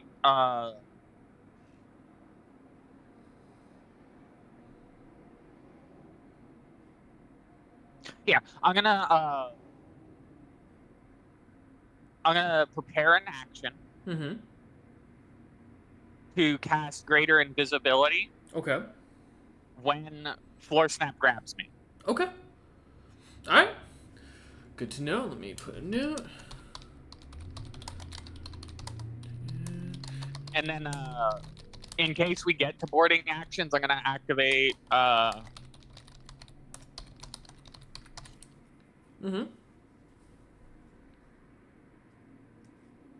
hold on Sure. a second. No worries. Floor Snap just launching everyone today. I'm the Express VPN. I was gonna say, are you the new lift here? Is this what this is? You need a little pink light to walk around with?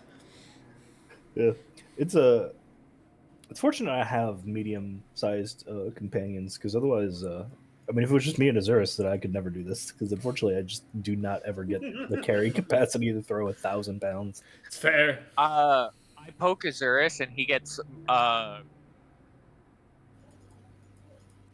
I mean, it's Shield of Faith. Okay. You get a +3 deflection bonus to your AC, Azurus. Sick. Azurus, as you see a strange symbol of the Ashen Hag Coven kind of appear, surrounding you in this grayish smoke of like almost unholyish light that begins to kind of fall onto you and envelop you and then dissipate. Yeah, occasionally out of the corner of your eyes, you see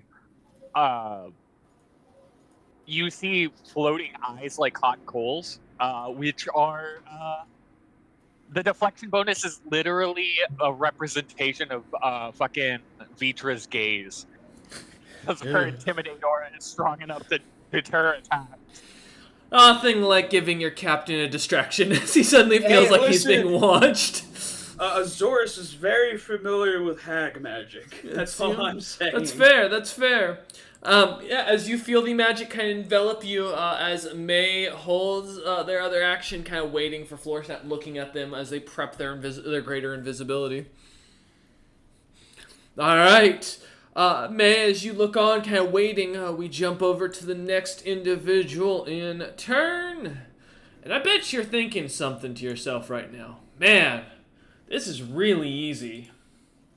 No, actually, I haven't thought about that really. Oh, I There's a think lot to it's go. good you say that, Captain Azurius. I'm glad you volunteered, because as you state that, you begin to notice your ship is beginning to float. And I don't mean float as in like, oh, haha, it's a ship that floats on water. I mean like you're starting to fly. As you suddenly look out, and the ships on either side of you begin to disappear, and the clouds begin to get closer as you're raised almost 100 feet in the air and look over and see a massive water elemental. He does have a little name tag that says Phil on it. If you are curious, that was a detail I was told to include. And yes, he is massive. To be exact, he is on the edge of huge. I don't think my drown spell is gonna work on this guy. You can't drown a little creature of water? Who fucking knew? Florsnap says, looking over the edge as he's flying in the air, not of his own decision. The captain on the other ship, finishing their spell, is going to then cast a second one and summon a second one. Burning both of their 5th level spells. So these are Utham's ships doing this. Oh, yes. The what you can tell, it looks like the wing's brightness. The captain is beginning to glow with magic from this distance. Well, from this high up. That is 2 of those, so I only have 1 of those left. Good to know. Wait, make sure I'm not chipping you guys. Yeah. That is 5th level, yes. As the 2 massive water elementals begin to kind of almost pick the ship up and start playing with it like a toy boat, kind of swerving you guys back and forth in the air. Got you. The creature, or the captain, is going to end his turn and not move his ship, as he can't really take a shot at you in the air, and the water elementals are blocking the other ship, the other pirate ship, from him. With that, the water elementals are going to begin striking down at the ship, or rather throwing it about. Ba-ba-ba. Now, I know I can't miss, so I'm just going to save us all a lot of time here. And do this just to see if I roll any nat 1s. Nope. Alright, the good news is, you do not have to worry about this. Let's see, so that is going to be 4... 2d10, not 2d8. Let's see if this will work. Yes! You take 13 points, which doesn't break your damage, because these aren't siege equipment creatures. So, because they're huge, not gargantuan, or, yeah, gargantuan's the next one, then colossal. 22, still doesn't. 17, still doesn't. 19, still doesn't. As you feel, though, the ship kind of getting tossed around back and forth by these water elementals, still keeping you in the air as they do, slamming onto it, but every time, Captain Azurus, like, similar to the Pirates of the Caribbean scene where, Barbarossa is trying to sail them out of a whirlpool. Basically, Azurus is standing and doing similar things as it's beginning to, the water splashing everywhere, trying to keep on the arms of these creatures and keeping on their bodies while the ship, without letting the ship tip over or turn over. Azurus is working his way with the at the helm as best as he can to keep you afloat and upright. As the creatures begin to throw the ship back and forth, rocking. Oh boy. Yeah. Oh, yeah. Let's... I just like, I'm a little busy at the moment. As you look on at the ship floating about in the air, looking down, water completely gone down below as these creatures continue going about. The crew of the King's Mercy is unconscious. Do they get a save at the beginning of their term or no? No. God damn it. Let me look up sleep real quick. I want to make sure, is there any ruling to it that I need to know about? They are asleep for 12 rounds. That's right. It does not matter. Thank you. I knew there was something I was forgetting in my notes. Alright, so that brings them down to 11. With them when a guard captain of his gets killed during the fight. It was his. He did. He personally picked that the poor baby boy. To be fair, this actually isn't Regan Utham's decision. Another world leader chose to send these ship who runs Og. All right. Well, those guys are asleep, so they can't do anything. And Wing's Brightness crew can't do anything because they're not casters. They're just normal frost giants. So they're just gonna hang out and keep the ship moving. To the top of the initiative.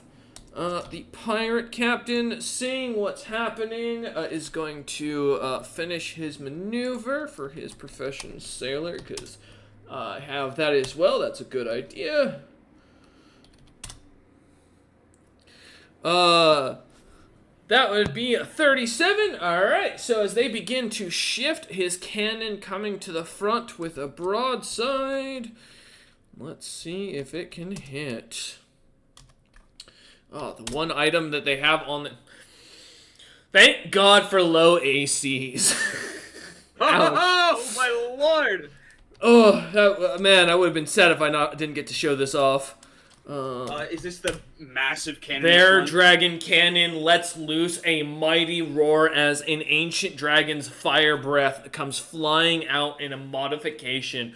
The weapon itself seemingly enhancing the breath as it seems to flare as the green coloration explodes out towards the King's Mercy, doing a total of 48 damage, which, counting... damage, sadly, this doesn't count as a siege weapon. Because I didn't realize that until you mentioned that just this session. I built the shit prior. Ouch. Alright. Minus that. As the acid splashes onto the side of the ship, Wara, as you're kind of distracted fighting the captain, you feel the entire ship rocking back and forth as the sound and smell of burning, of something burning, can be almost, or is immediately noticed coming from the front of the ship's helm, or front of the ship. Yeah, there we go. The cannon. That I'm on? Yes. Green goo beginning to melt it and smoke it as the ship begins to slightly crumble from the acid. The other ship, the pirate ship, aiming for another shot as you can see the cannon being re-prepared and re-prepped. How far away is that ship? About from your ship, 150 feet. I can't yell loud enough for him to hear me to not shoot. So. Mm-hmm. I'm still gonna yell. Shooting! As you yell this out over the sea, here, I'll give him a listen check. Let's see if he notices you. Let's see. Let me pull up my notes for this captain. Oh, there we go. Okay. They don't get any real major bonuses, I'm sorry to say. Only... As you shout out, you hear in the distance a return shout of, "No!" As the creature yells out in common. And I think to myself, well, I'm not going to be able to save this ship for Captain Azurus. Just looking at the green goo burning and melting through the wood, as one of the chunks of wood collapses into the water to emphasize the point, and you're 100% sure on that one. All right, the captain would normally turn and respond, but as he's now fucking face to face with water, he's going to turn angrily, and he is going to rage. As he Actually, this ship should be drifting. Yes, well, it will be after this round. It will only move on his turn, so, or rather at the end of his turn, since he's not holding the helm. As he turns, grabbing his his fist, yes, pulling up his sleeve, or gauntleted sleeves, you watch as one of the gauntlets that you would crack kind of pulls and cracks a bit more, as he turns and takes a swing wildly. And to say he is actually taking 4 swings, technically, but... And he gets a -2. Oh, well then, okay, so that's only a +20 then. Yeah, he's intimidated. That's true. 36, nat 20 for a 40, a 31, and a 25. I have some really bad news for you. Yes. They all hit. Oh. Does a 32 hit as well? They all hit. Okay. Well, no, I asked because that last roll was to confirm the crit. However, I didn't get the last one to do a permanent injury, but with the modifier to hit, that does, I assume, with the 32, or 30, yeah, 32 to hit, that still hits. So, perfect. It's going to be crit. However, a crit on this is not fucking anything special. It's just double damage. Alright. So that is going to be 5 of these, because I just do this to make my life easy. Oh. This is actually a worse attack than I was hoping for. Do you bonuses? So, because your intimidation, fucking god. Alright. You take 12 points of bludgeoning from the first strike, 15 from the second, 12 from the third, 13 from the fourth, and 12 from the last, 64 for total. as the fists slam into you one after another as this captain just wails on you. As the ship will now move, and I'm just going to roll about which direction it's going to go. Ba-ba-ba. This ship starts to drift to the northwest, beginning to kind of move about 50 or so feet. Which, for reference, would be forward and up, comparatively to where you lot are. Alright, as he ends his turn, floor snap. You know who has a held action. You know what you must do. But I will mention, you are now slightly disadvantaged as the ship is flying and moving around at rapid speeds as Captain Azur's trying to keep it balanced on these water elementals. No, I've got a +1 from higher ground bonus now that I'm above the things I'm hitting. Oh, shit. You All right. fool. God damn it. It balances out. Fuck you, no. And you have the +2 from the captain's motivation. Yep, until the end of your round. Doom! Mm-hmm. All right. How many... hey, Captain, how many little, like, say, catapult pitch boulders do we have laying around? We have 249. How much do they weigh? Each? Oh, I'd roughly say about a quarter, or probably about half a cannonball. If they don't have a specified weight. So yeah, I know a catapult. Well, I know like a cannonball is. Yeah, it's pretty hard to say. You know, a cannonball, not 80 pounds. I would, because it would still have to be light enough for people to load it. I would assume these catapult rounds might be around like 15, 20 pounds each. The pitch is probably essentially a clay pot filled with pitch. Oh, so it's like more like a shot than it is like a big ass boulder. So we're talking like I mean it's it's still a large catapult, so you're still dealing with around trying to find any sort of note for like how much they know a cannonball to weigh. So a light cannon fires 4-pound rounds. A medium cannon fires 15. A heavy cannon fires 32-pound rounds. What was the first one? Light cannon fires a 4-pound cannonball. So it'd be about 2 pounds. 2 pounds is what I assume the pitch would be. Sorry, go ahead, man. The standard catapult, as in like the entry, the most basic bitch catapult you can think of, is 25 to 40 pounds, and then heavy catapults can hit as high as 150 pounds. And then if it's a trebuchet class catapult, it's all the way up to 660 pounds. So then, I think I'd say then a pitch jar in this case would be around about 2 pounds. I think would be a fair rough acclamation for weight, which is horrible given I know what you're about to do. But yeah. Well, it's not worth my time because it's already like apparently that they're fire resistant. Yeah. So it's like, so it won't do that one. But is the water elemental fires? God, yes. The water elemental is fire immune. What do you mean? The water elemental could not give less of a fuck. It's literally noted as drenched. You can't. Yeah. All right. They're just like look at my precious bones and say, "Papa loves you. You'd better come back." I mean, I have a whole bunch of sling ammunition. It's weight that I'm looking for, like just raw weight, because it's a D6 that I deal per 25 pounds of. That's why his damage varies so much, is because he's looking for heavy objects to throw at me. Yep. Hold on, let me take a look at my hold real quick. Yeah, while he goes and does that, go ahead and get your. And throw me. Yeah, don't forget, May is waiting. Yeah, I'm gonna do that one real fast. So I've got 6 bones, 6 ribs, and then the skull. So I'll just throw the ribs because the skull is in my room. So it's 6 or 7 total, including May. Remember, May doesn't do damage normally. God damn it. Well. RR. Yeah. Almost at it. I feel it. Whoo! Once a credit. Yay! May didn't fucking die. That's an object. Well, no, it is an object. That's right. Yep. You also nat 1'd as well.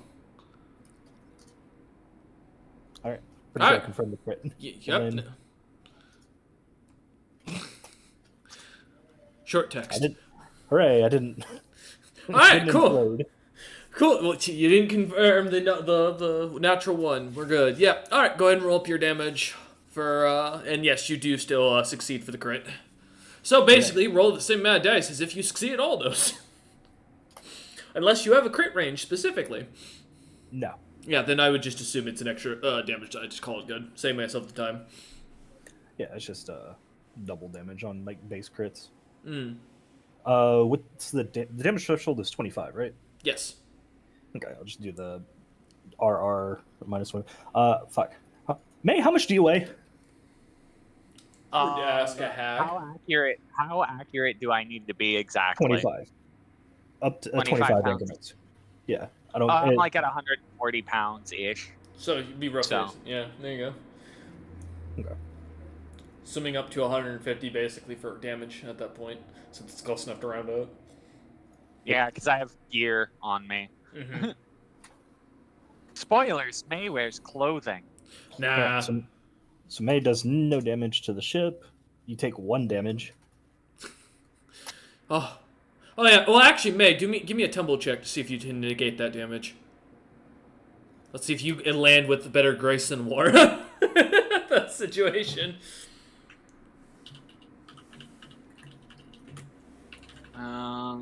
I probably won't, but I have to check something real fast. I mean, you can choose to fail, but you'll land prone.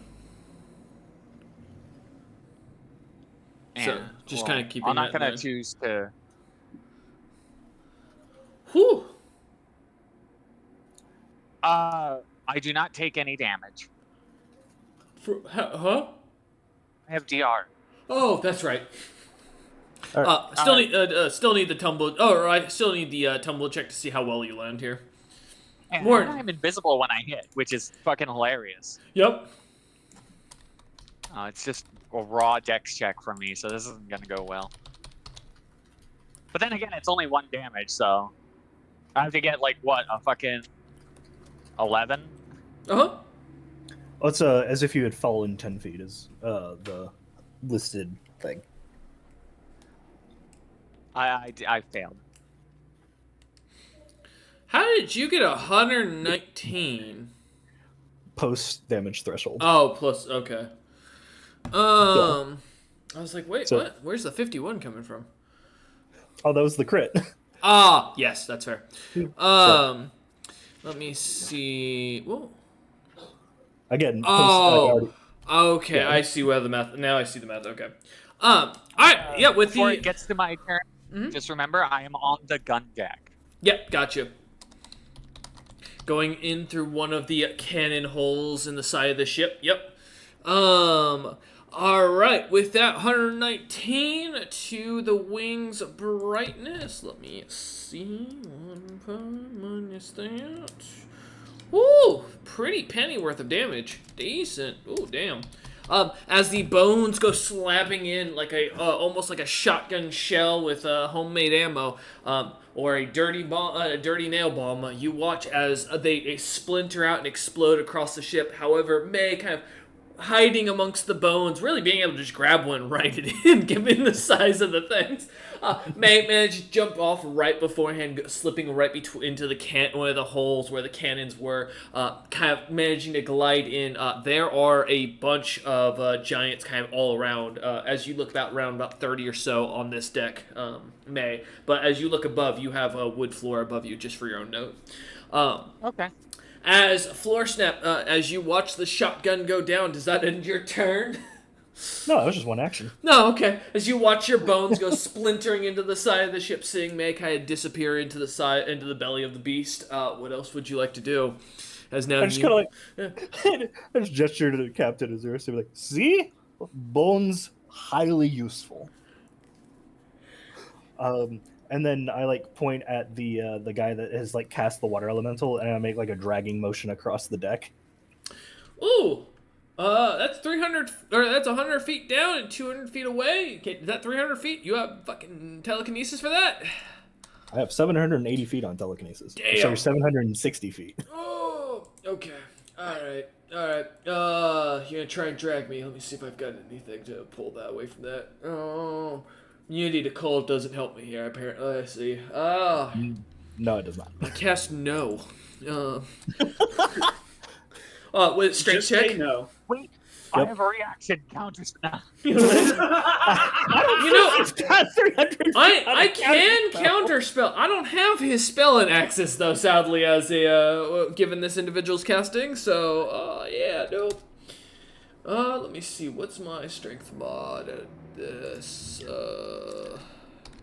Give me a second. I gotta pull up my fucking chart because I can never remember my mods. No, I know that. I just never remember what the mod is for, like, when you get above 20. Oh, it's okay. It's a plus stat. Okay, so plus that. And then it's... Yeah. So I'm just thinking here. I can't do math tonight. Oh, there we go. 16! Oh, That hurt. That hurt me a lot. That's about to. Oh, well. That's 201 damage. Damn!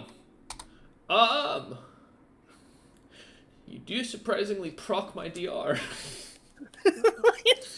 Well, if it makes you feel any better, Yeah. DR procs 7 times. Yeah, I was gonna say, can you tell me the damage countdown for those the 7 attacks as you apparently are trying to telekinetically throw this individual around? I assume. Oh no, it's just I'm not like doing the attack. I'm doing the bull rush where he's just like grinding against the floor. It's just like the base damage is. Oh, so you're just dragging plus- him across the floor. Okay. All Yeah. those splinters in his face. Yep. Let's Yeah. see. It's 46 plus 14 for every 5. I beat him by 6 increments, which is 7 total instances of damage. Okay. So, well, the good news is you can. You can take. What's the total again? 201. 201? Okay. Minus... Alright, good to know. 1 sec. Alright. Oops, nope. Alright, only taking me 102. Fucking Jesus! Oh! Yep. He's also 35 feet away from where he started. Oh, you're just moving him away from the. You're just dragging him away from the helm. Okay. Well, like by definition, it's a bull rush, so like he has to go somewhere. So he's just Yeah. getting ground against his own ship. As you drag him around the ship, just pulling him by this invisible force, hearing screams down from below. May, you just hear above something grinding heavily against the wood, yelling and screaming as it is. As the sounds of cracking wood can be heard from above, and the panic of the giants above. Alright. Floor Snap, anything else before you No, but nearly there's- kill a captain? No, but turn's finally over. Oh, okay.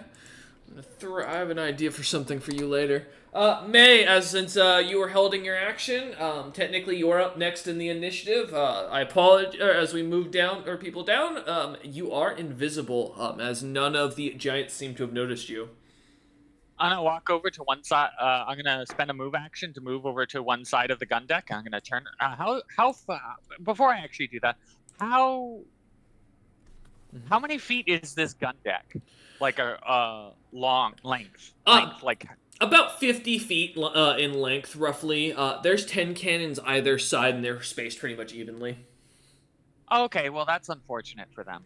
So I move to the far side, place my back against the wall, and extend my hands, and I cast prismatic spray and hit the entire gun deck with it.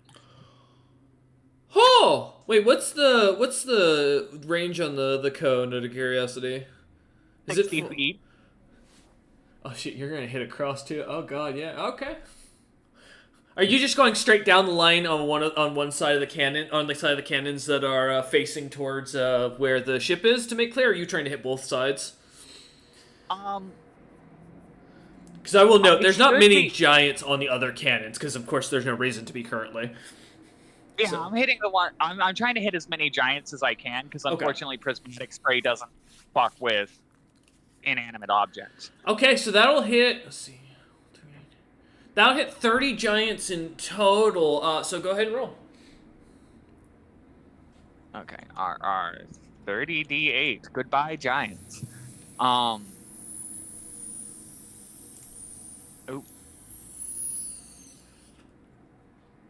I did it wrong again. Hey, I feel it. Oh, Oh, what god exclamation? damn. I feel it. No, it's 30 is too high of a number. No, it is. It's fine. There you go. Flap. All right. Okay, so based on that, let me see how many saves I need to make. I'll just pull up Prismatic Spray real quick in the background. Remarkable, you got a single 8 in 30. I know, right? Yeah, it's pretty fucking ridiculous.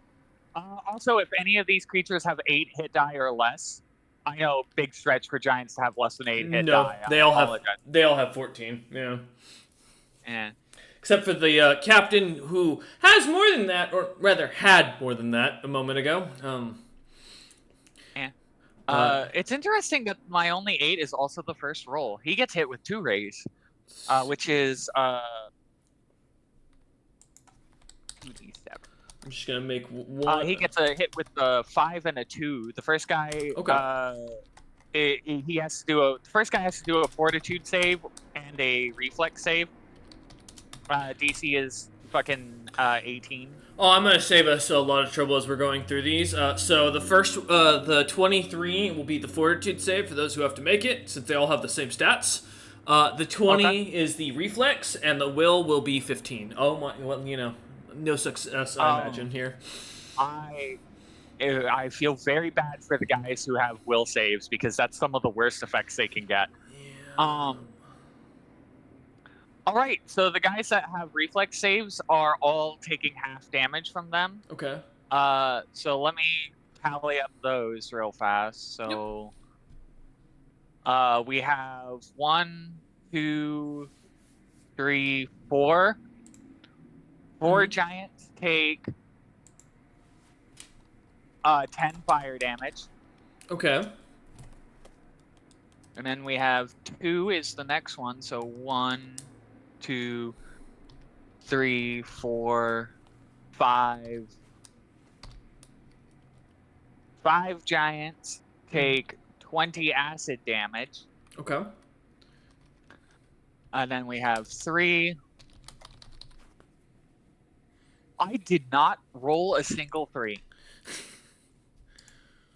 Yep.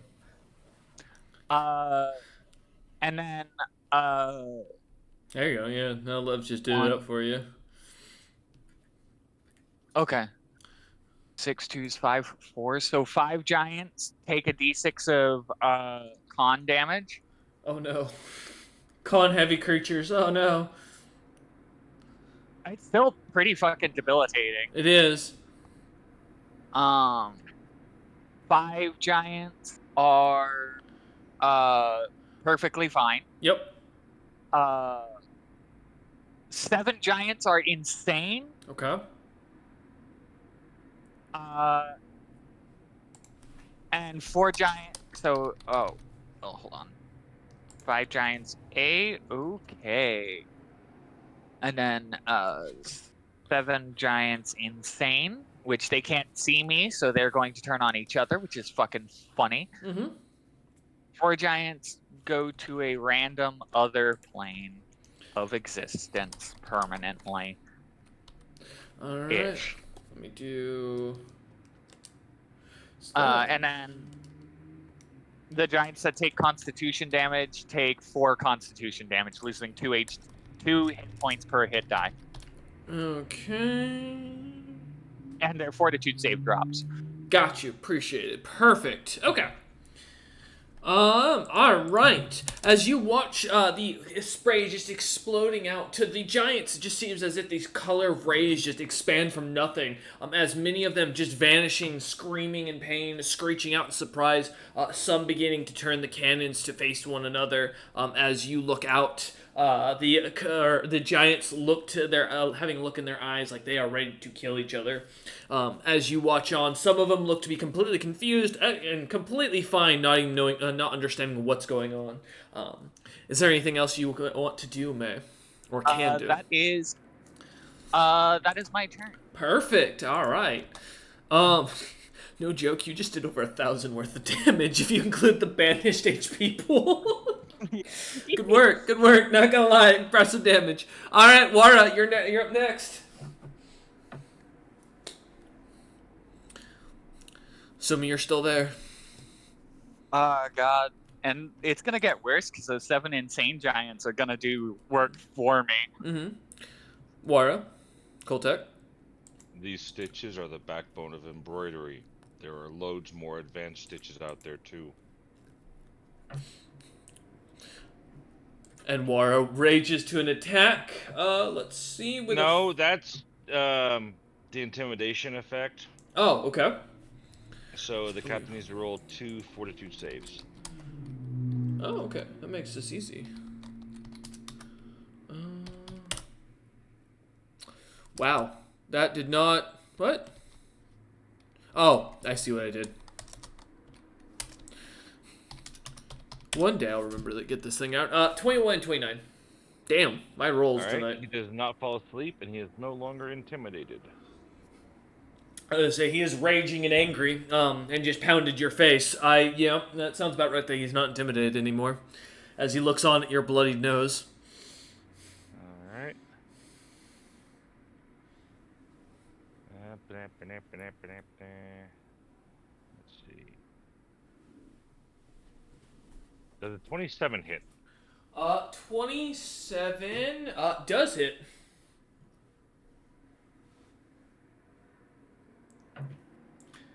Let's see what you got. Captain Azurus is thinking in the background. I can hear it. 12 damage. 12 points. So you slam into him. All right.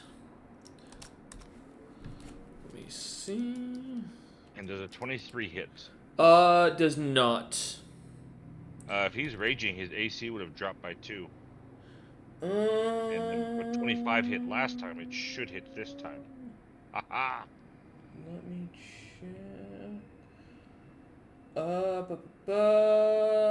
Oh, no, he does. I thought he had the feet. Never mind. He does not have the feet. Yeah, go right ahead. You are correct. That does hit. Also 12 damage. Another 12 points of damage coming right up as you slash into him with your sword once more. The captain looks unfazed as you continue slashing away at his legs and hands as they come slamming down towards you.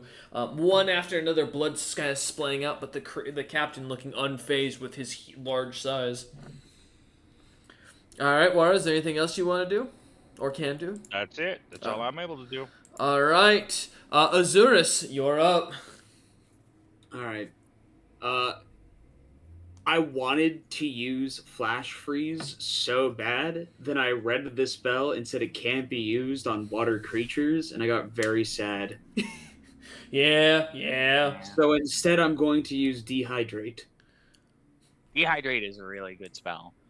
I would like a Fortitude save from you, sir. Let me double check something. Because I'm pretty sure...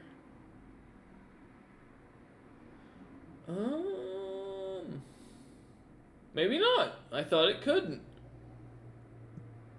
No? Alright. Oh, sorry. Fortitude, you said? Yes, please. Alright. That is 25. Good God! Uh-huh. Plus 17? Yes. Yeah, they're elementals. Well, I get that. Aren't they like But damn. colossal? They're Right. huge. Oh. Technically by size category. Yeah, 4 of that is just size modifier to fortitude, basically. Because 4 of that is from their 8 bonus to constitution from being huge sized. Well, there goes my opportunity to try to take away its con. Yeah. Also, Azurus, give me an intelligence check. I certainly can do that. Don't worry, it's a free action. 17.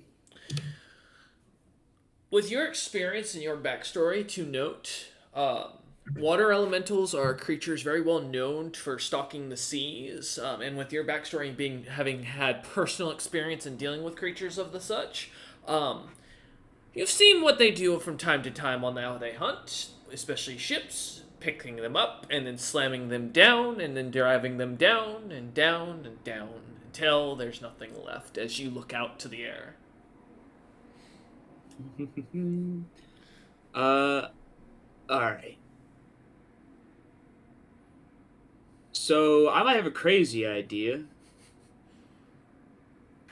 And it could be really cool, Uh-huh. but it could be really stupid. Shush, 'Cause floor snap. This creature is essentially just holding us right now. Mm-hmm. Two. Two of them are, yes.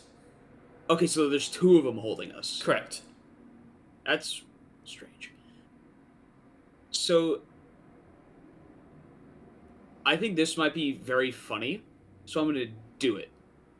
And I'm going to cast Standing Wave to magically propel my ship Wait a minute. through these water elementals. Wait a minute. What? Hold up, let's see. What is this? Standing wave. I sure hope I can use it in this situation. Let's see. What does standing wave do? I'm just not familiar with the spell, so that's why I'm looking at it. Let's take a look. What does it do? So- You command the water. The water should let the creature objects propel forward. So lifted may contain the creature. What the wave can lift depends on the caster level standing. Wave. No, never mind. This ship is gonna be way too large for I us. was gonna say, how you gotta have a decent caster level if that's the case. Yeah, no, we're not there yet. God damn. I didn't see the... I was looking at a different thing and it didn't have the actual, like, What's caster your level, the size thing. I was gonna say, what's your caster I'm level? only at caster level of 7, and this ship So- is definitely bigger than large. Yeah, it would be. I think it's considered because yours is a former giant ship, so it would have to be gargantuan technically by size category, just on the lower end of it. Yeah, but I'm a little bit of ways from that. Yeah. Well, alright. Well... shit. I'm not sure how I'm gonna get out from two huge water elementals. As Captain Azur suddenly takes a second, the DM says he's going to take a break and give the party a moment to plan because he needs to grab his towels, which gets you a lucky chance. They are in fact grappling us. It is for your question on if the ship is being grappled, yes, it is technically being held. The ship is being, and the ship can't make a successful grapple check against the creatures for the modifier they have. That's why I didn't bother rolling. Good point. Literally, if you had something like an anchor out, I could see the argument, but there's not anything you guys currently have that could stop these creatures from just grabbing the boat and floating up. What So, if I just drop my anchor right now? well, I'm saying Yeah, like the you only well, I mean you could. You just gotta go right through them, potentially. They're not immune to physical damage. It's just not very effective, comparatively. Alright, let me pull up the full spell, because I'm gonna smack somebody with Call Lightning. Okay.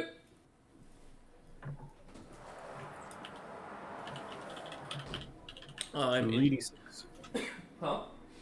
Should be 3d6 and a reflex save because I do not think it's stormy outside. It is not. It's clear skies right now.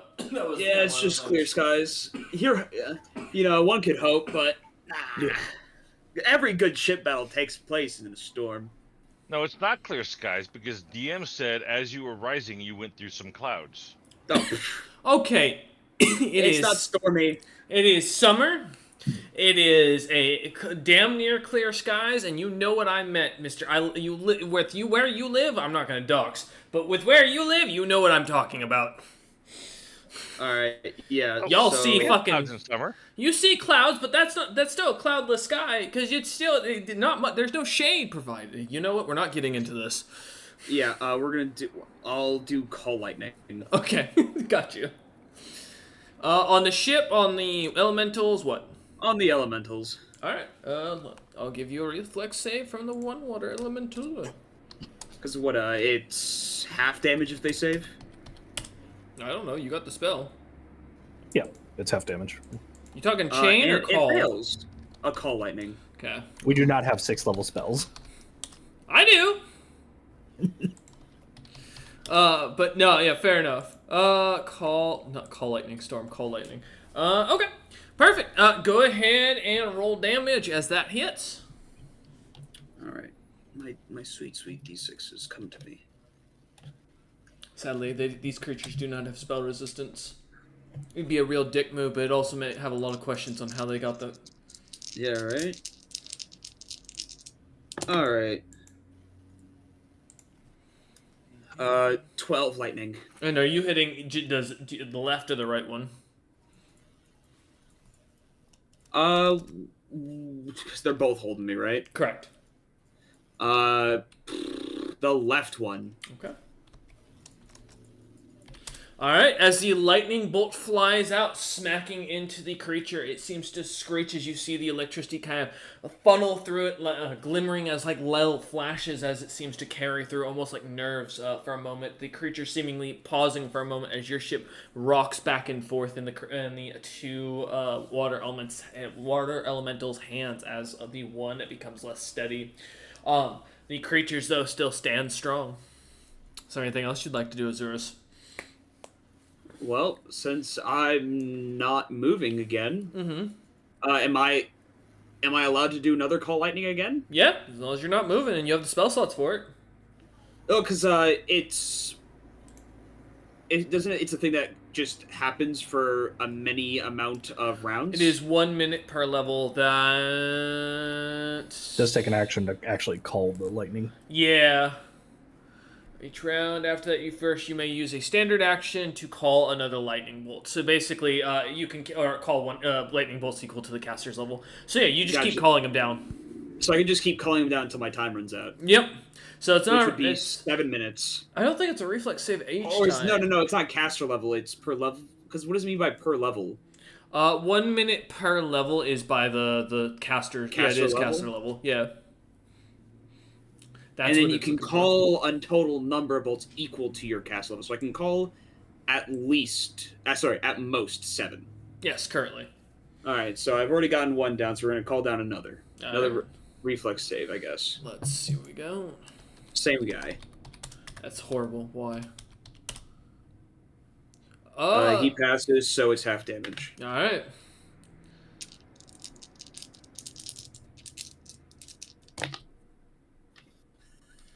I rolled 3 ones, so that's 3 lightning damage.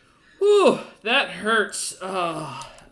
As the creature sees the crack of lightning, or a crack of thunder, the flash of lightning going off towards it, kind of hitting it and kind of sizzling out on it into its face, as the creature seems to change its face to make a very simple frown as it looks down at Captain Azurus. And I guess for my crew, because I think it's going to be another... Let me double check. So I think it's going to be another 2 rounds before the catapult gets... No. 1 more round until the catapult's ready to fire again, but my ballistas are good to go. Mm-hmm. So I'm just going to see what happens and have my crew fire both ballistas, 1 into the left and 1 into the right. Alright, let's see what you got. As you continue to fly overhead, watching down below the attack, clacks of thunder, lightning flashing through the air as you try to fight off these 2 massive water elementals. Well, one's a 5 and Nope. one's a 13. Nope. Neither hits, as the bolts seem to go right through the body and get stuck into them, allowing them to use them to kind of manipulate and make into a crack apart, making small faces from them as the 2 water elementals start to taunt your ship. Alright, well, that's it. Alright, Azurus, as the lightning continues cracking overhead, the sparks flashing everywhere, we go to the next person, which is the captain that got drug around. He is going to try to roll a spot check to see who the fuck just did that to him. That's a very big question on how he just got dragged as big as he is. Give me, Floor Snap, what's your AC? 21. Okay.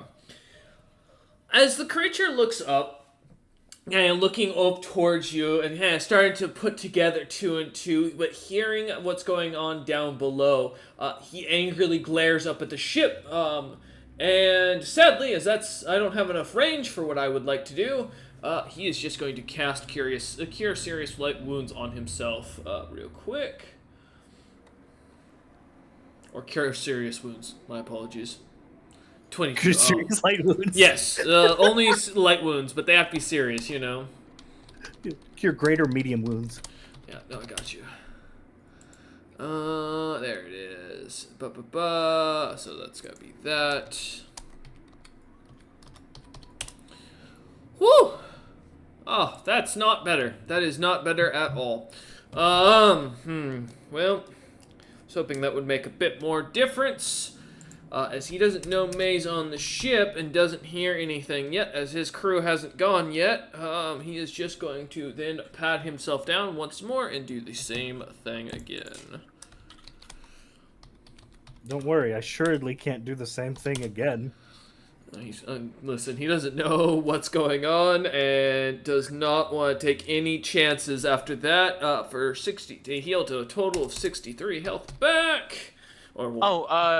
It should be noted for your information, Royce, that he would have heard prismatic spray go off, because it's not exactly like a quiet effect, wrenching open reality and disgorging chaos into it. Good to know. Okay. Doesn't still think the healing makes the most sense as far as that goes. Yeah, that's fair. You don't want to really like face check that when you're already injured. It's true. And as that's his turn. Let's see, for him, I can't really do anything with the ship because that's both actions. So we're gonna sit around for a moment and wait. Actually, now, he is going to go ahead and activate the ship's ability and begin sinking it. However, he is only going to choose himself. I need... Actually, nothing yet, because it takes 2 rounds to begin to do this. So, actually, I do need something. Can you give me their spot or listen check? Just to see if you notice this. I don't know if there is a spell that can, but to my knowledge, no, Zurus. Unless you find a spell that specifically is for that, which, hey, if... No, I was just going to use the power of changing someone's mind. Oh, no. Well, if you can charm... Technically, I think Charm Monster does work on summoned creatures. No, just pure Silver Tongue. Oh, no. Absolutely not. Yeah, I'd say, May, it sounds almost as if the ship is, or the waters are getting, like, heavier outside, but nothing else kind of catches your attention as you start to watch the giants turn cannons towards each other and begin to light them as they get excited and begin to blow each other up. Kind of hard to hear, the sounds of a ship going underwater when, there's cannon fire inside the deck. It doesn't change my next action. I was already going to do something about that. Fair. Alright. Well, as the captain will end his turn, the ship will begin to, descend. The water elemental is up, or at least the 2 of them. And I've always wanted to see what would happen. No, Floor Snap, you are at the top of the initiative because you threw May earlier. We still haven't gotten back around. Oh, gotcha. I thought it was War that was at the top of the initiative. No, so Floor, you went because of the way the initiatives have gone and held actions work is basically Azurus was right after you, but because Azurus got thrown, or no, Azurus, Wara got thrown by you, Wara came after you and moved his initiative to after you, and then May came out wanted to be thrown, so May moved their initiative right after you. So basically, everyone's now like right after you. So we're still at the end of the second turn. Yep. Don't worry, I'm tracking. I made sure. Alright, as the water elementals are going to go ahead and throw and drop the ship into the water. Yeah, buddy. Yeah, buddy. Hold! Let's let's see how far I can toss you with an assistance, because I can't technically do anything else. What's my strength mod? Woo, that's plus. Oh, here, let me check. I can never remember what 26 is, or anything above 20 is on a stat pool. To be fair, I don't think it's a normal thing as a DMU calc. There we go. Oh, I'm sorry, Azurus, of all the times for me to get a crit. Listen, I believed you could never be sorry as soon as you threw 2 huge water elementals at me. That was, I don't believe a single word you're saying, actually. You know, that's fair, that's fair. And for that, with that, that is going to put, what's the weight of your ship? Did I ever give you a weight? I assume I did.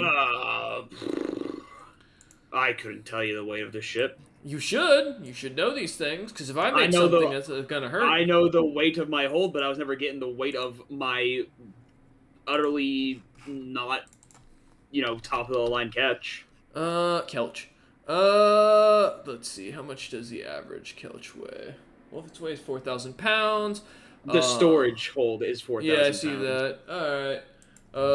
Average Kelch weight.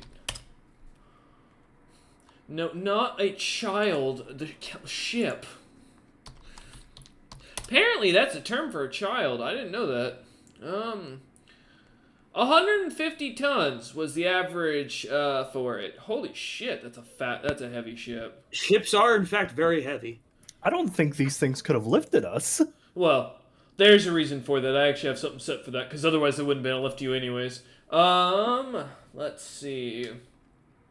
I'm just seeing if they've got a note anywhere in here of weight. Yeah, I think it's just 150. Yeah, I think that's the closest thing I found is the. Well, because I mean, like the naval code. I mean, there's no really reason, at least in here, that you would need to know the pure weight of one ship. Yeah. Let me see. How many feet is it? Yes. Well, I can't remember, because this ship is supposed to be at least bigger in size, because it's a giant ship. It's, I believe, gargantuan. It is 5 Yeah, feet long. gargantuan. So you're looking at roughly the same of equivalent to the. I think I wrote it down here. This aluminum catch is displaced of around 75,000 pounds. Well, and this is made of wood. Okay, well, this is the aluminum one. That's Because it's kind of hard to say, since this Kelch would be a lot larger than like a Kelch from our human realm, since this is from giants. Well, it's a good way to start. Oh, here we go. 50 tons to 300 tons. So, then if we're talking around that for it. And then we have the cargo on board, which we have a Well, lot. I'm not accounting for the cargo as much here in that situation. I mean, Hunter's got weight for that, or doesn't need to bother with the weight for that, because you guys unloaded most of your cargo. Well, no, yeah, because the bones are on the sides, if I remember correctly. Bones have been yeeted. And I only That's got to true. keep 6 of them. That's true. In my skull. So roughly, if it's, I'd say about 100, or if we'd say about 150 feet, 150 pound, or 150 tons would be roughly what you'd expect if you're saying up to 300 on the bigger size. So times that by probably 250,000 pounds. So roughly, I'd say about the ship probably weighs somewhere around like 750,000 pounds. I think that'd be a pretty good equivalent for the amount of wood it'd probably take for the size of it. Because this is supposed to be a ship built for creatures that are large and huge to walk around in comfortably. So yeah, well, I'd say about that. Besides the few patch works where you put in. So I think about 750,000 pounds sounds about right. With that in mind, hey, what was that for telekinesis? What was the damage per weight? To be fair, that's using it as a projectile. I know. Well, that's what I'm about. That's what I'm doing. Let me find something though. I know there's a specific falling weight or damage thing here. Yeah, it's like the telekinesis one is very specific because nothing else uses that one. 1d6 per 25 pounds. Yeah. Yeah, that's his thing. Oh, I'm not gonna do that because I would actually kill the ship immediately.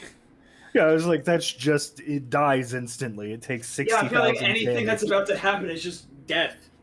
Oh yeah, I'm just seeing if the 3.5 had like falling distance rules or anything like that. I mean, typically Object creatures in don't three- increase their damage based off of how much they weigh. when It's they die. 1d6 per every 200 pounds per every 10 feet they fall, to a max of 20d6. 750. So 20, it just weighs. Yeah. It's 26. That saves me the time. Yeah, it's 20d6 worth of damage. Yeah, I was gonna say, makes it much easier. Like no exponent of that doesn't Yep. max out immediately. Well, of course. I mean, it's D&D. There's very few things that don't get maxed, other than like DM homebrew rules. So the ship will take taking DR out of that, because that is a single roll of damage. Which I think you have 8? No, 10. 20. 20. So you will take 45 points of damage as your ship slams into the wall into the water after being tossed up into the air and dropped down to the ground.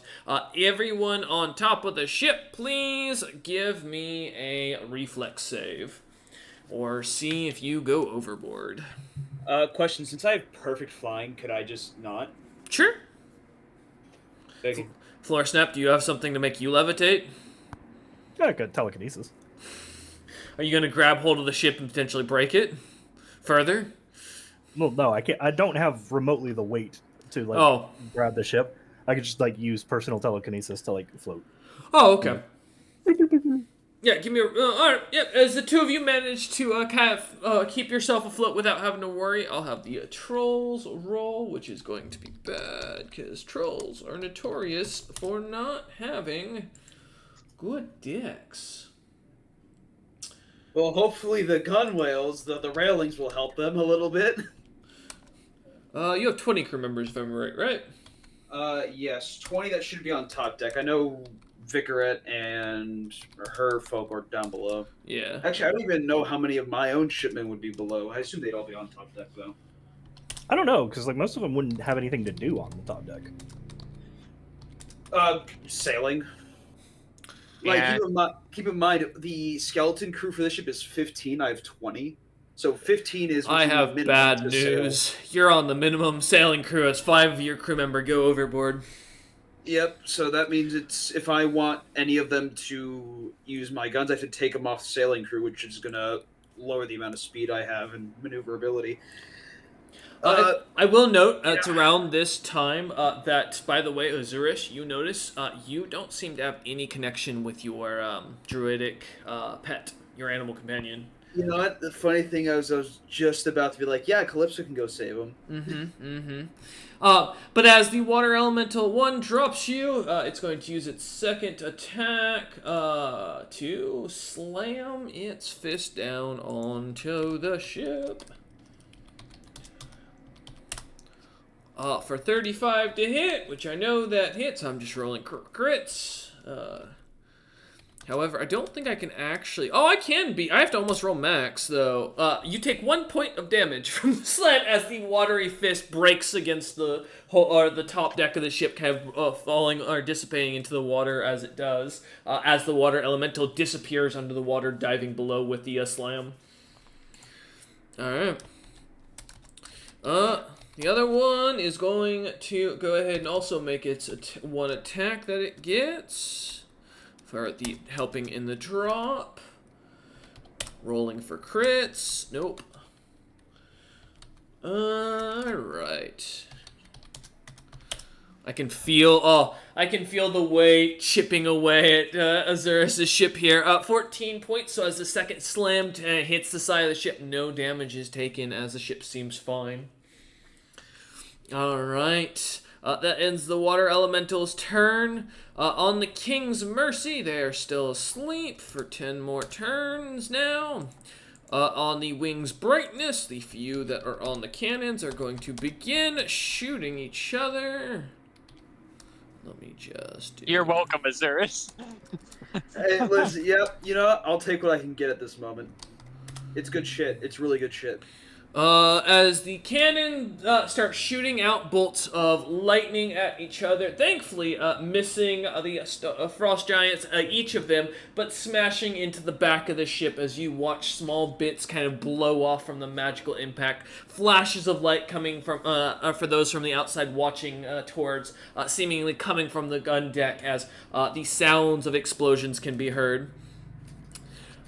No, it's 10 more rounds as of now, Wara. No, it's until the start of my next turn. So. Oh, it is? Oh, good to know. Yep. Good to know. I appreciate that. And that will end the crew's turn as the crew up above tries to get the ship up and moving again.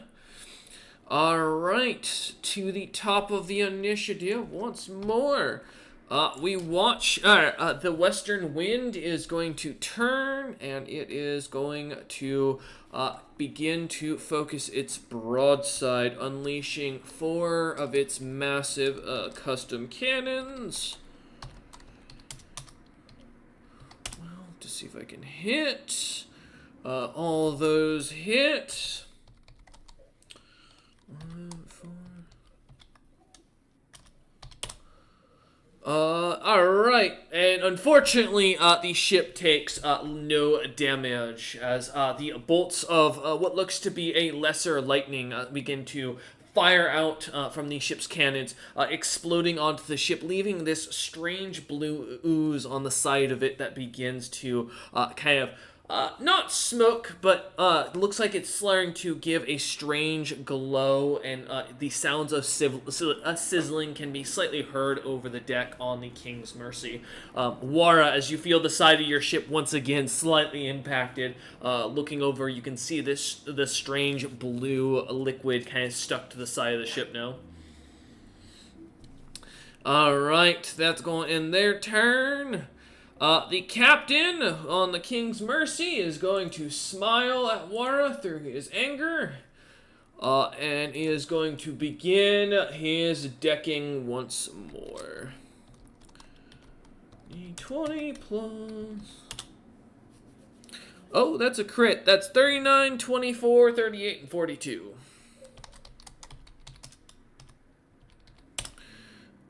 And that is for the crit, 26 to confirm. Does that hit your AC, Wara? Oh, they all hit me.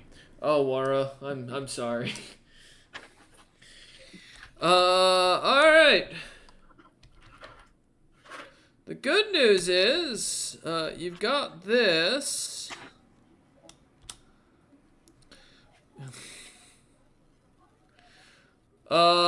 Sure, what do you got, Laura? As you feel the punch slam into you in between hits, what do you say? Once you've mastered the embroidery stitches in this instructable, I really recommend searching or going to the library to learn more. As Wara lightly spins around, little Tweety birds flying around his head and drops to the ground. Unconscious, the captain standing over him. Alright, well that, unfortunately, is that captain's turn, as he can't do anything else, like activate his, or get back on his ship. Failing intimidation, roll for sleep-inducing. You tried. Floor snap. Alright, you're back up, buddy. As your ship has collided back to the waves, the disappearance of the 2 water elementals somewhere underneath the waves. As you look over, kind of looking about, seeing the flashes coming from the wing's brightness where May is, and what looks to be an asleep crew, and a ship that's kind of been battered to no end over by the King's End that Wara is supposedly on. Good. Just like kind of like stroke my Gandalfly beard for a moment. It's like 3 crises. Must pick which one I solve. Damn. Can I see Wara, like, obviously, like, having been knocked the fuck out? Give me a spot check. Because I'd prefer not to let my companions die, but we'll see what the dice say. There's a 16. Yep, I would say you would have seen him kind of suddenly spinning around after getting punched to near nothingness. I just kind of like groan inwardly thinking about it. It's like, fuck. If I have to do that one. Matter of fact, let's resolve that one real fast, and then I can pick what I have to do as a follow-up action. Okay. Mon Capitan can give me a bull rush. I have improved Bull Rush. Oh, good. On this one, I don't know. It'll help a lot, I'm sure. Let's see. Okay, so this will be. What's my strength at this point? Did it go up with the? Oh, it did. Oh shit. What's okay? So plus 13. Plus 4 for large. Plus another 4, so that yields 21. Okay. I can do math, I promise. You fucking kidding me? Well, Oh, helped so much. That improved bull rush. All that math for nothing. I rolled a nat 1 for 21 or 22. well, the upside is that I didn't roll super great, so I only beat him by 20. Well, you know. So, So you're saying there was a chance? no. Oh. So it's 5 instances of damage. How much? What is his DR? So I can just like. He has no DR while he's raging, unfortunately. Oh, he's fucked. Yeah. No, I know. I caught that right as soon as you did this. Well, it takes 147 damage. He is not down. Yet. Yeah, I was gonna say, he is still as suddenly, just from out of nowhere, a smash into his face that literally causes his face and body to lift off the ground slightly, just seems to impact him. As he drops down, eyes kind of bulging, slightly dizzy, his jaw slightly hanging loose as he's looking around frantically for something. Oh yeah, bull rush him off the ship. The thing is 50 feet. He's at the center. That's 25 feet. What's bull rush? Is it 30 feet? Please tell me it's not. Regret to tell you, it's 25 feet from the square he's in. So that's. Oh, that's 30. fucked. All right. You know, it had to be the one giant who has no swim bonus. Okay. So I didn't air quotes kill him. As he goes overboard, I am the Capitan now. Alright, as you watch as suddenly the punches sends him flying off the side of the deck of the ship into the water as he manages to kind of just lay there floating, looking up, spitting up some water, and you can just see the look of just, I hate my life on his face. As the ice cold water. I should have never taken that commission. Yeah, what was that, May? The good news is that he briefly sees that things are not going much better on his friend's ship. Because he's going to be, for at least part of his fall, he's going to be eye level with the gun deck that I'm on, and seeing that what I can only assume from his point of view, looks like the Giants are mutinying. Yeah, from inside. Well, he just lays there in the water, floating on his back, looking up at the sky, thinking about his life choices. You watch, what else would you like to do, Floor Snap? You've kind of taken me aback, I'm not gonna lie, a little bit with that one. I didn't expect that tonight. Alright, yeah. Yep.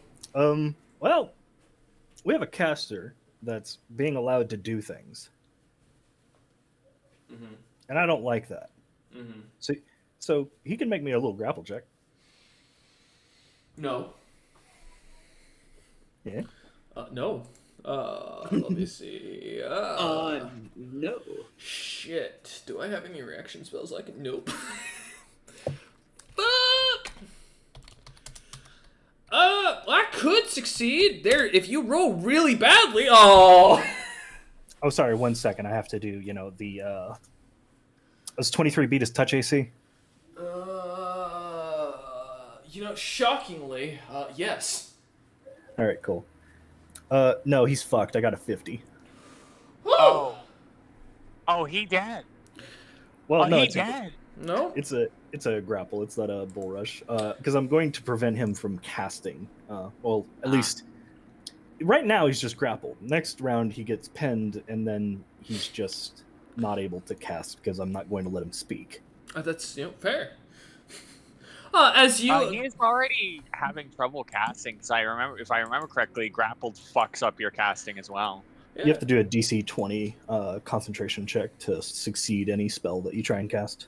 As you grapple him with this invisible hand, kind of holding him as you look on, leaving the current situation to Captain Azura's floor step, focusing to the other ship as as you watch as the other captain laying in the ocean just stares off. Imagine they like lock eyes for a second. It's like Mondays, am I right? Right? Yeah, exactly. Give me a The spell has to have no somatic component. He has to have the material components and focuses in his hand. If it requires any precise or careful action, he fails it automatically. And he has to make a concentration check equal to DC 20 plus the spell level. Okay. So it's not just a DC 20, it's 20 plus the Perfect. spell level. Alright. As floor snap stands looking, May, you are up. Yeah, I'm gonna just leave this chaotic ass deck because I don't like. Understandable. Really you don't want to get shot by accident by friendly fire, so to speak. Yeah.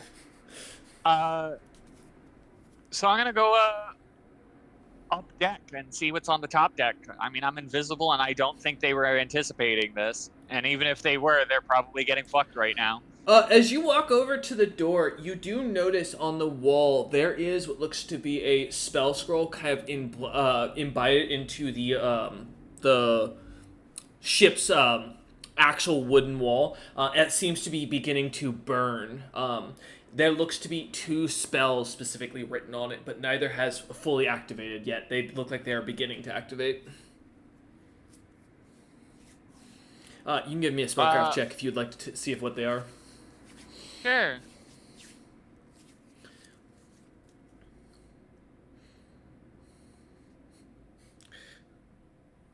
I have no idea. Nope. As you look at these two, these strange symbols on them are very druidic in design. Don't really make much sense as you kind of pass by uninterested, looking more to see if there's any more frost giants about that you can mess with. As you head above deck, seeing the captains currently being squeezed by something, a few frost giants panicking as they begin to pull what looks to be small wands off their hips. Oh. They're reaching! They're reaching! It looks like they're getting ready to blast the captain with something.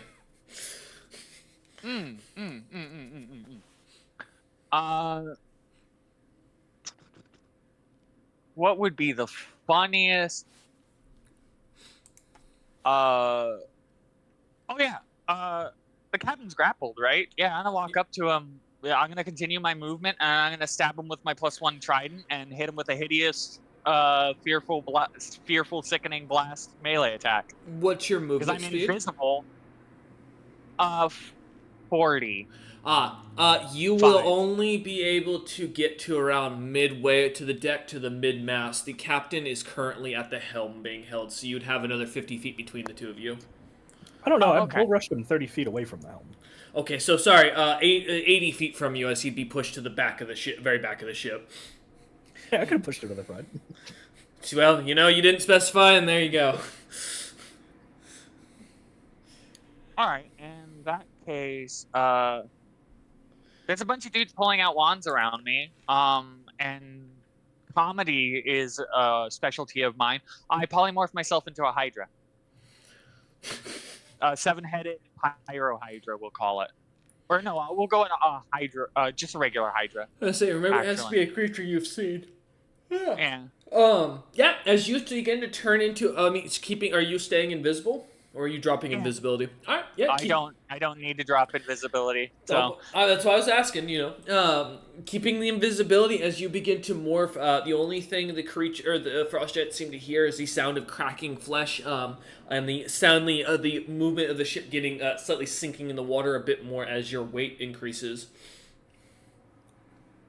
Otherwise, it's they probably seem barely noticeable considering that I'm only a huge creature and they're also bare minimum huge. So well. They're also their attention's drawn to the invisible hand holding their captain like a squeaky toy.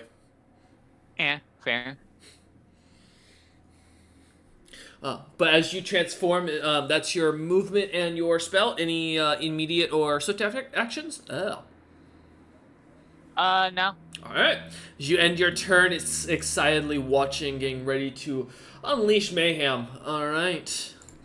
Wara, give me a death save. I have a 10-foot reach, and I would be trying to be as close to as many of them as I possibly can. And I Gotcha. also occupy 15 feet. So. Wara, please do not fail your death saves. Yeah, stop that. Not good for the party. Alright. As Wara, would you like to take a chance to take a second one, or would you rather wait? I'm gonna... Oh, well, you got a success. Okay. One success, one fail. There you go. Alright, as Wara lays kind of twitching on the ground, muttering every once in a while the incoherent sounds of something about knitting or something of the sort. Azurus. Oh. Stab, stitch, loop, stab, stitch. This terrifying thing to hear in the background. All right, so were we dropped essentially in the same position? Yes. Or are okay? Yep, you just went straight back down. I want to. How far am I away from the ship War is on? 200 feet. Shit. It's just, and it is to your north slightly, and to the east slightly. Actually, hold up. The ship did drift. I forgot about that. I forgot to roll that. Let me roll that real quick again for where it would have gone on its last... not 1d20. Don't ignore that. That is a 10. So let's see what direction it would have drifted. Because that's a good point. Thank you, Wara. I didn't even remember that. So there is... it begins to drift even further north. So I apologize. It is a total of 250 feet away from your ship now. It drifted 50 feet? No, that's not too bad. It drifts 50 feet per round. Correct. That's a lot of drift. Yep. But there, I mean, well, you'll see why. Alright, let me just... Okay. Are the men who got knocked over, are they treading water? As you look over, let me see. Do trolls have a swim speed? Do trolls have swim? They do not swim, unfortunately. I would hope that my many months of training them... Well, if you are familiar with historical sailors didn't learn how to swim traditionally. That's not an actual normal thing until the medieval era the Renaissance era when we started employing pilots, because then it became very valuable to keep men alive. But I will roll it as a fairness, and I believe it was what? You spent 6 months. Literally like almost the entire thing of travel, like training them. So let's do that. I'm sorry, I'm sorry, Azurus. As your men failed to take any of the lesson, they begin to sink. They are not dead, but they are sinking. And I have no contact with my druid companion. Your... Calypso, my squid. Yes, correct, currently. That's fucking bullshit.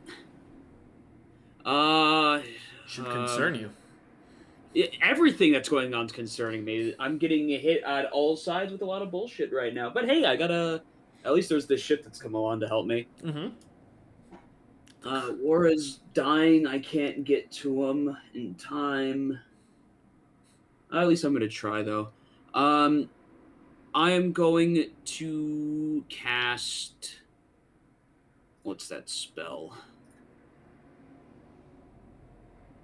It was a wind spell. Whirlwind. Should just gust of wind, for that matter. It was. Yeah, favorable wind. Ah, favorable wind. Smart. Yeah, so essentially, it produces a strong wind that lasts 10 minutes per level, and I'm going to use it to fill my sails so I can hopefully get to Wara's ship a lot quicker to save his ass. Yeah. What's the? It's You said it's per level. For speed, or is it? How long? For how long it lasts. Okay. So it'll last, like, what, 70 minutes? Okay. And what's the speed for it? Does it state? Sorry.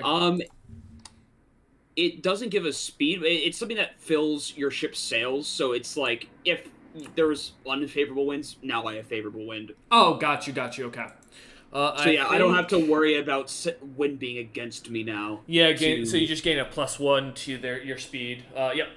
Okay. I believe so. And if I'm correct, one speed is equal to 25 feet, right? Because that's the hexagons. Yep, you'll get an extra 25 feet of movement.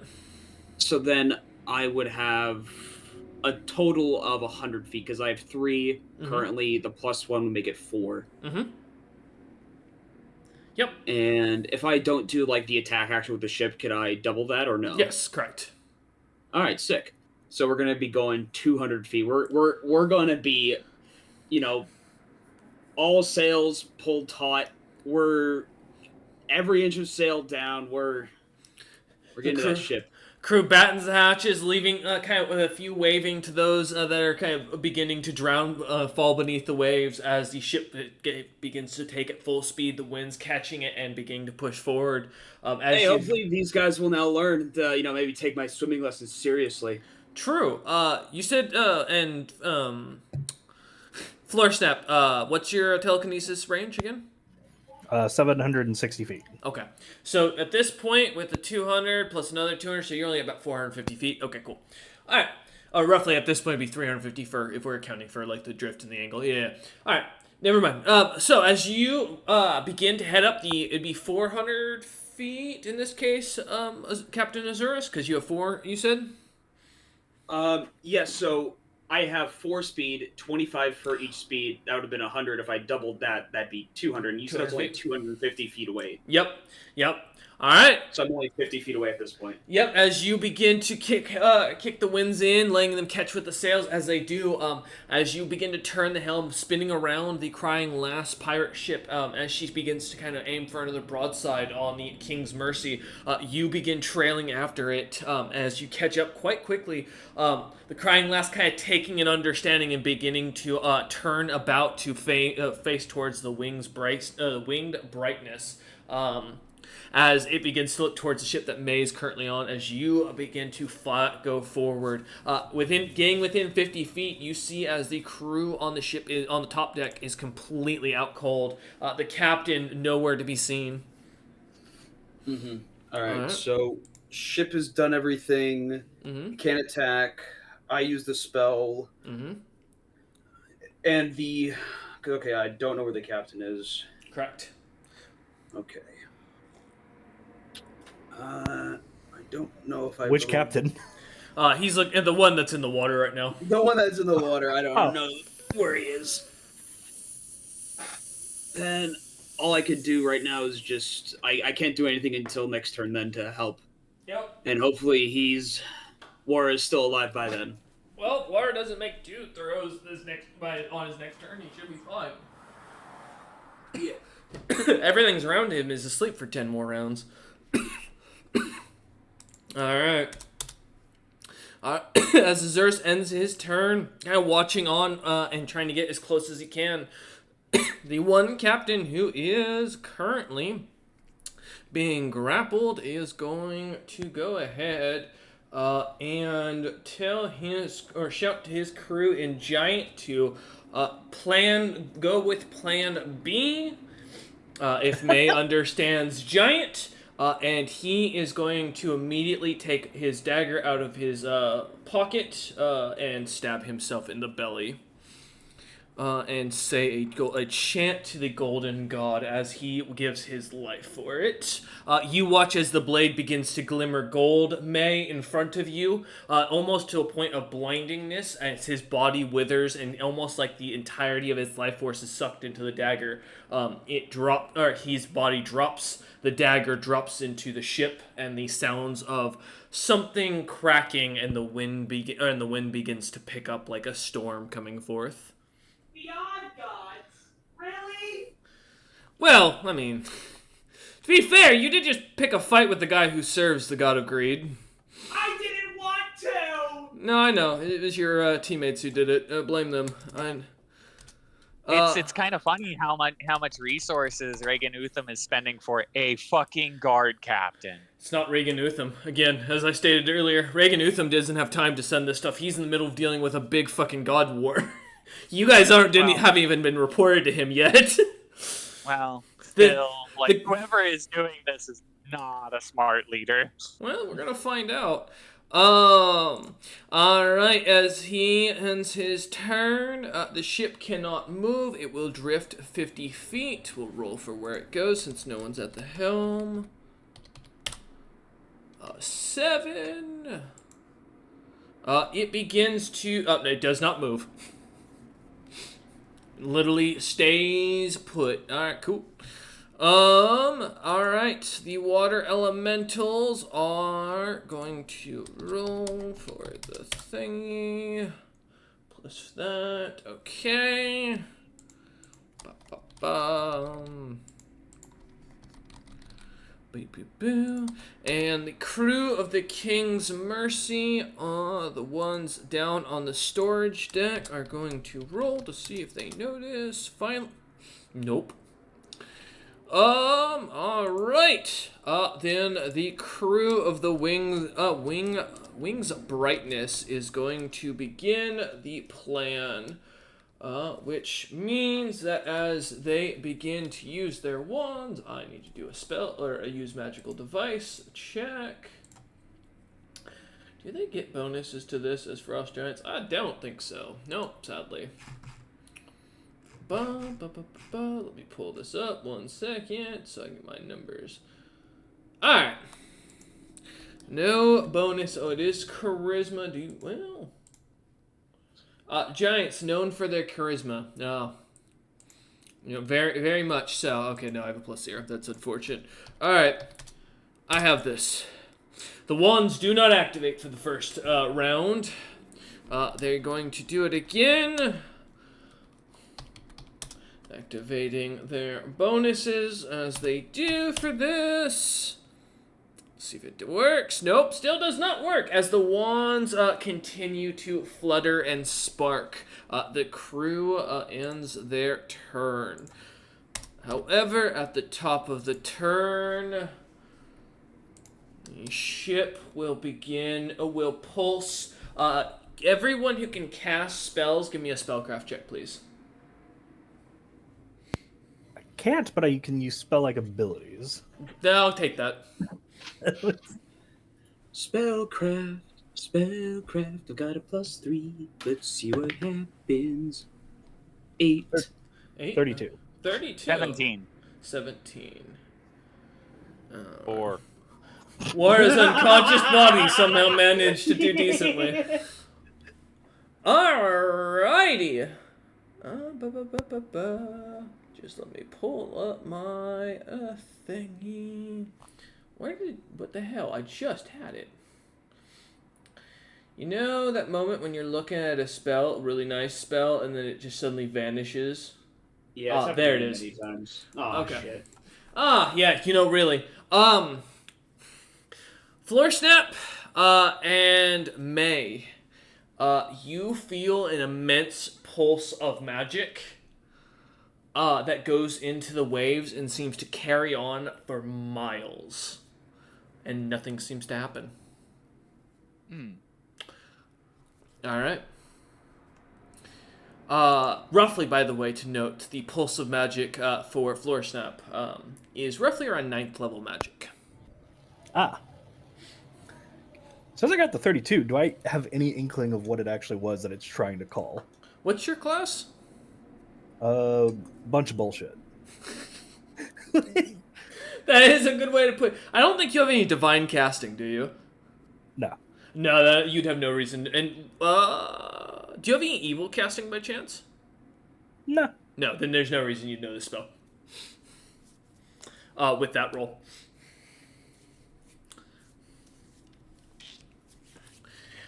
All right.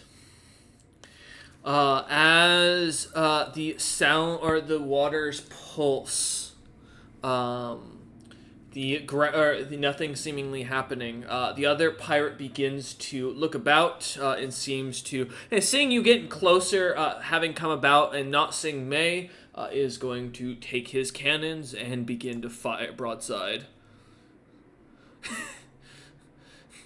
No. You'll see in a minute, Wara. Let's just do the... He's gonna fire his 3. Actually, you know what? No, I've been made a good point by someone. You know what? Never mind, Floor Snap. I've got something for you. You would recognize the spell... Not the spell name, but you would recognize what the spell ability does.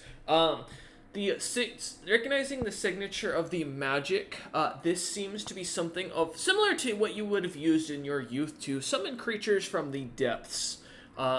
Something to summon, like, krakens and such to protect your villages and hope that, they didn't eat you in turn. However, the spell's name would not be known to you outright, but the spell effect would kind of catch your attention. Makes sense. Mm-hmm. Alright, as I was, let's see, get his cannons in here with the bonus, so no crit, sadly, and he is going to switch his cannons back over to, well, he only has one spell thing left, unfortunately. Come forth, Cthulhu. It's a good way to put it, yeah. That's going to be...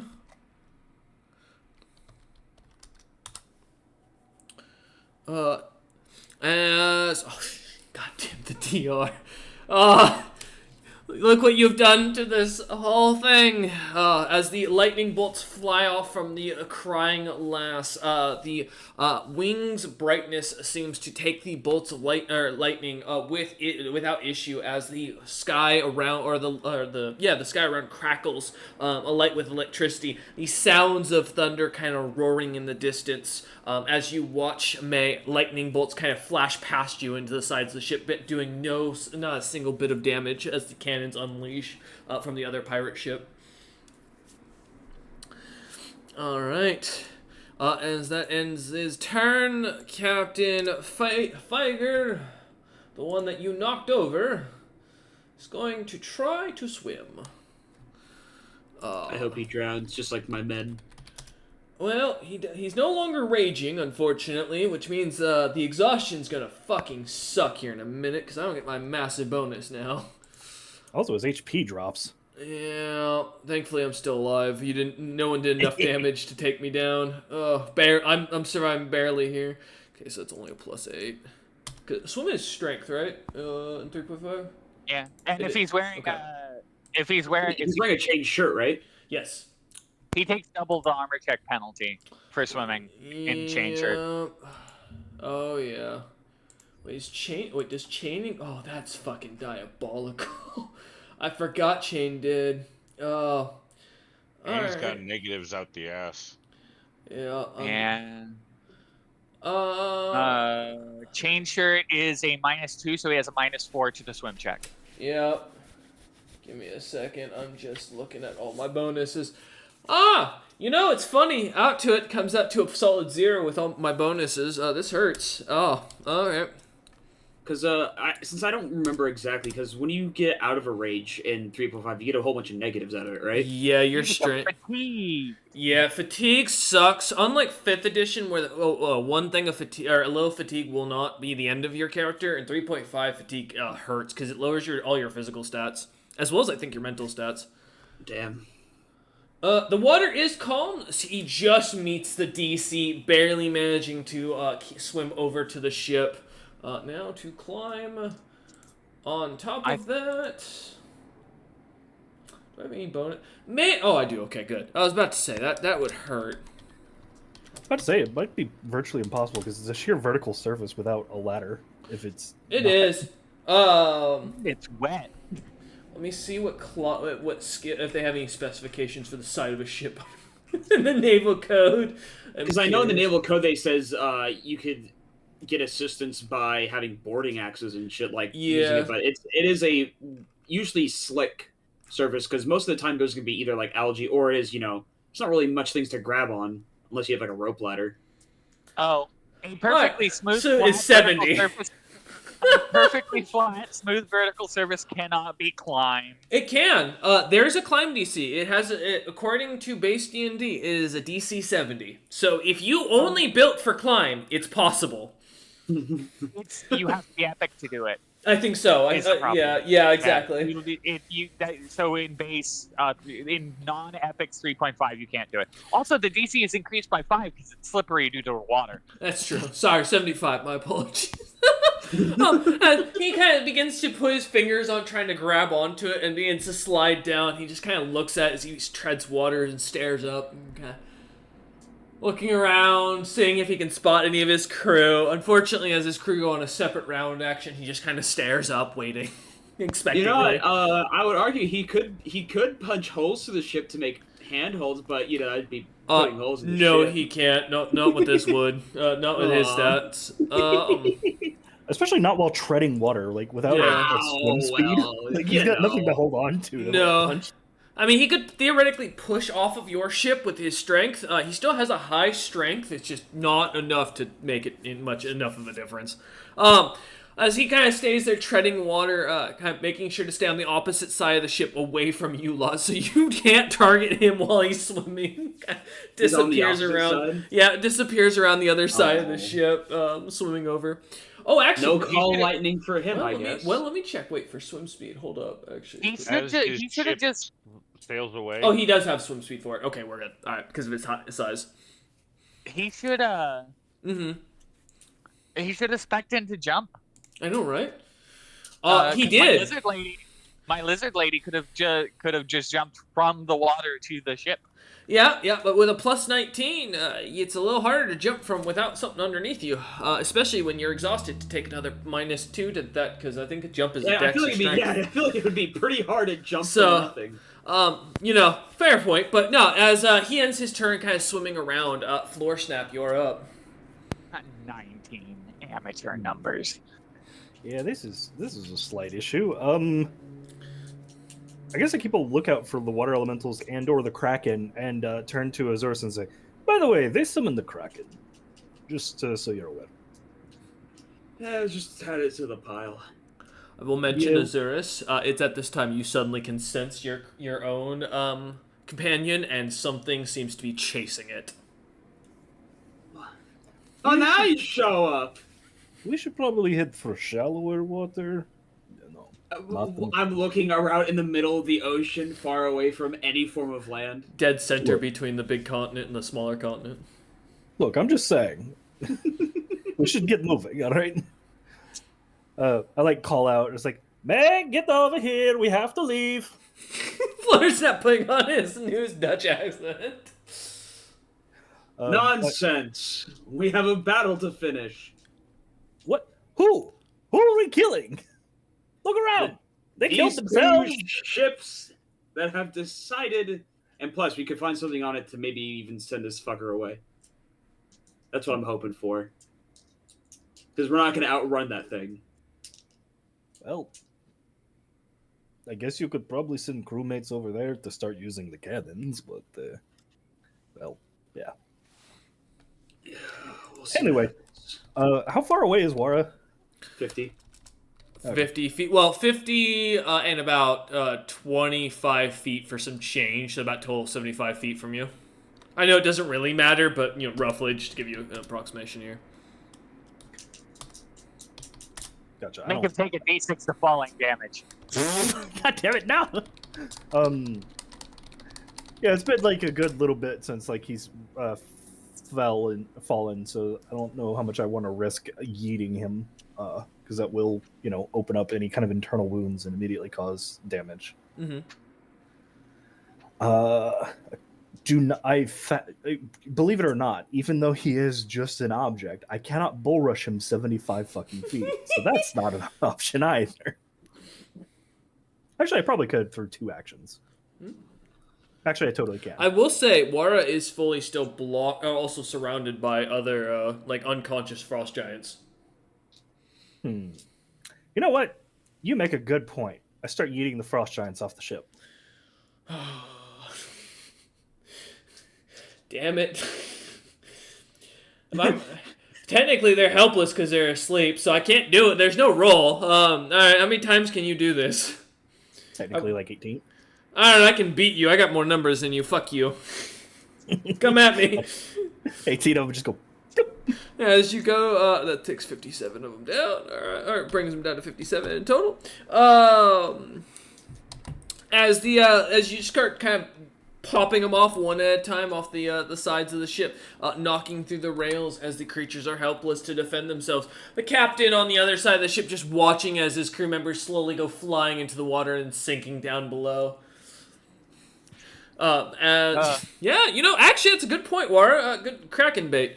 When you go fishing, you gotta have the right bait, Floor Snap, as you continue to hopefully toss enough bait in the water to keep the creature away from you for a moment.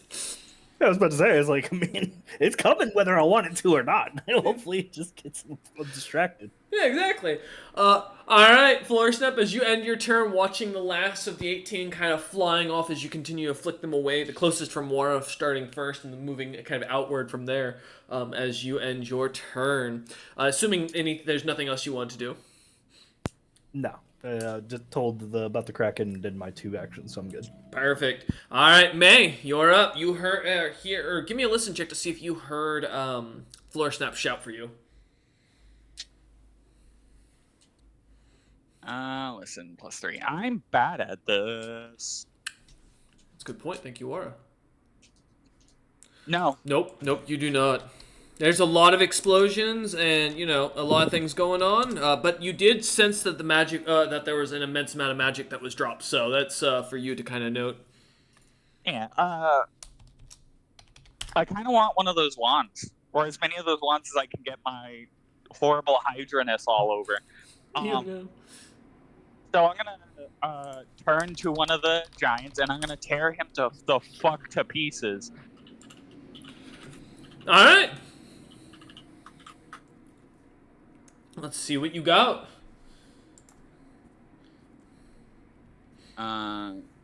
So here you go. Crunch. I only got one natural one. Oh, only one.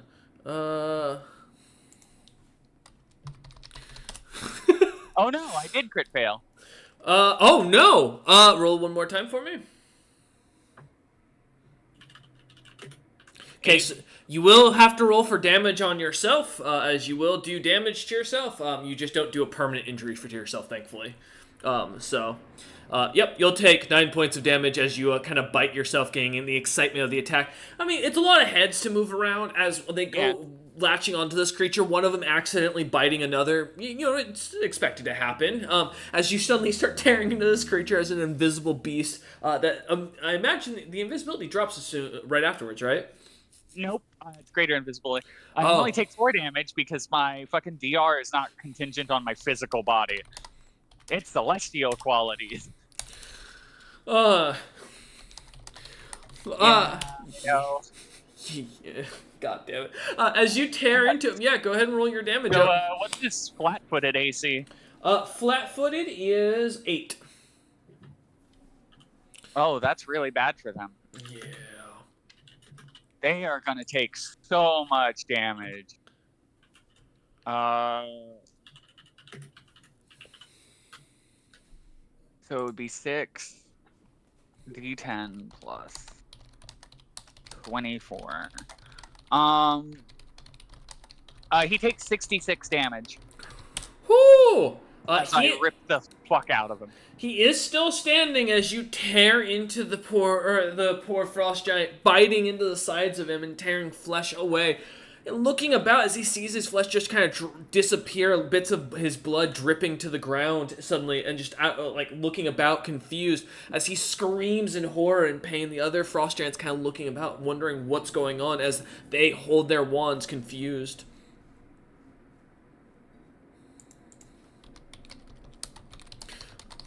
But otherwise, second verse, same as the first. Why Yeah. not?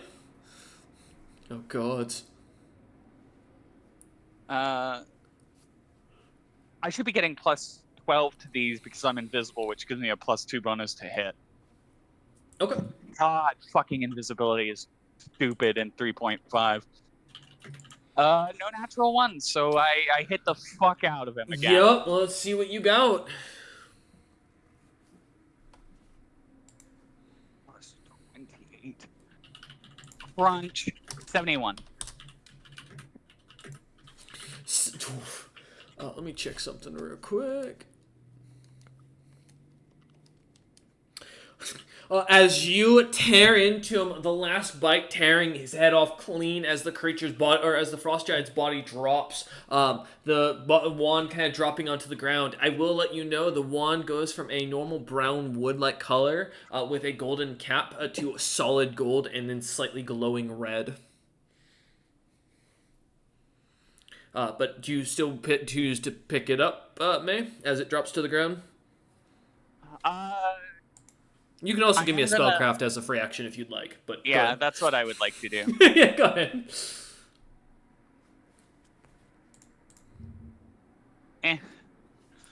What do we get? 14. So, this is a custom spell called Ritual Sacrifice.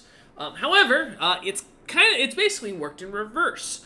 Basically, this spell works as a divination spell, in which you offer, basically, after casting it, if you cast it on a person and manage to kill them, like a mark, their soul goes to your god, and in a sense, you can gain minor interest from your god or boons, typically. Now, again, not epic boons. We're not talking like you get like a +4 to something. We're talking, hey, you may suddenly be able to see 10 more feet, stuff, minor things. However, this one seems to almost work in reverse. Rather than offering other kills, it seems to offer one's life to their god in exchange for one massive bit of damage or a spell to go off. Kind of looking at this as you kind of take a second, looking at the ship, you figure out the ship is casting Whirlwind and another spell similar to the one they just casted a moment ago that seemed to summon, or it seemed to call forth from the creatures from the depth. Whirlwind? Yes, Greater Whirlwind for the first, and the second one, it seems like they're basically looking to create a Kraken feeding frenzy here. Okay, so it's Whirlwind and not Whirlpool. Correct. Okay. That's important for me. No. Greater Whirlwind would be the specific spell, if you're curious. Yeah.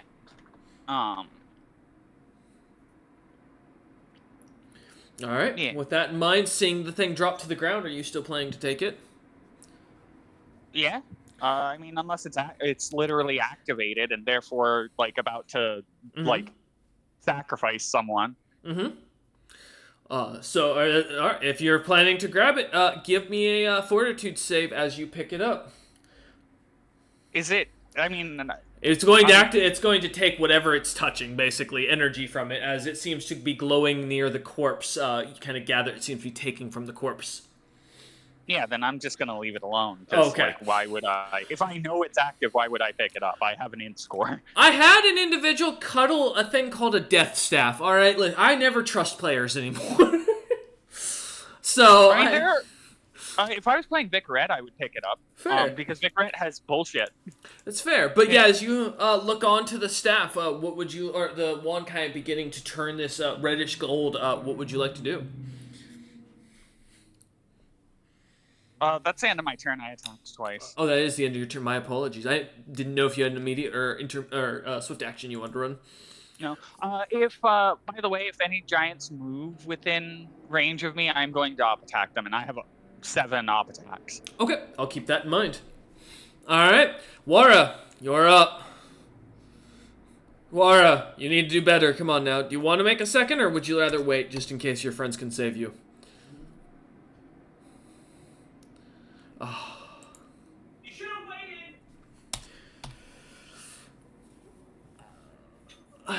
Wara, as you feel your soul begin to take away from your body, beginning to pass on, a redemption left undone, your life left unfulfilled.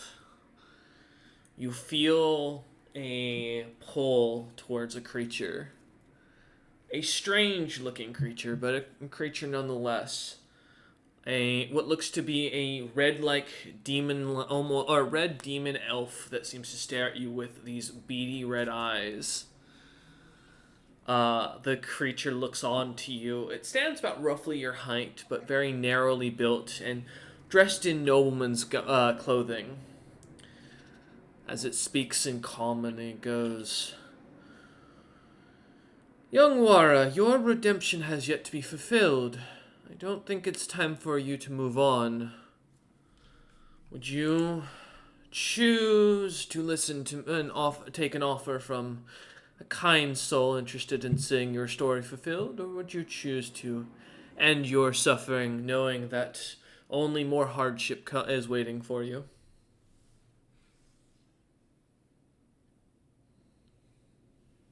I wish to carry on, if I may. Good.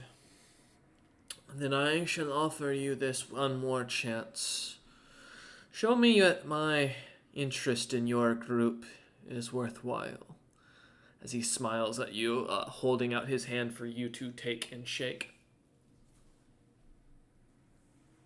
I gladly accept the handshake. As you do, you feel yourself suddenly kind of brought back to life. You are back to full HP as you breathe in harsh, looking about, seeing that most of the frost giants around you are now nowhere to be seen.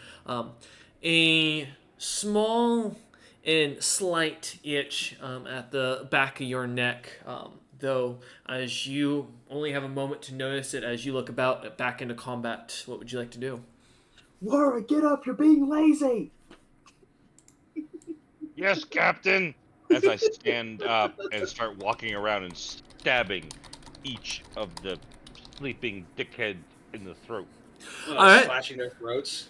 That's 2. I think you can do 1 coup d'etat, or you just gotta go around just, okay, you know what, never mind, yeah. Alright, give me a d20, give me 2 attacks as you walk around and start cutting frost giant throats. This is my ship. What are you sleepers doing on my ship?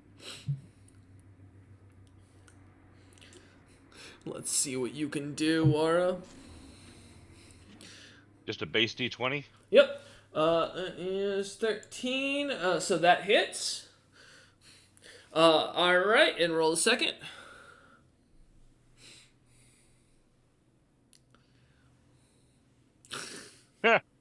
Man, this dice roller hates you tonight. As you go to the slice. Okay, Thank I God. unconfirmed the crit. Yeah.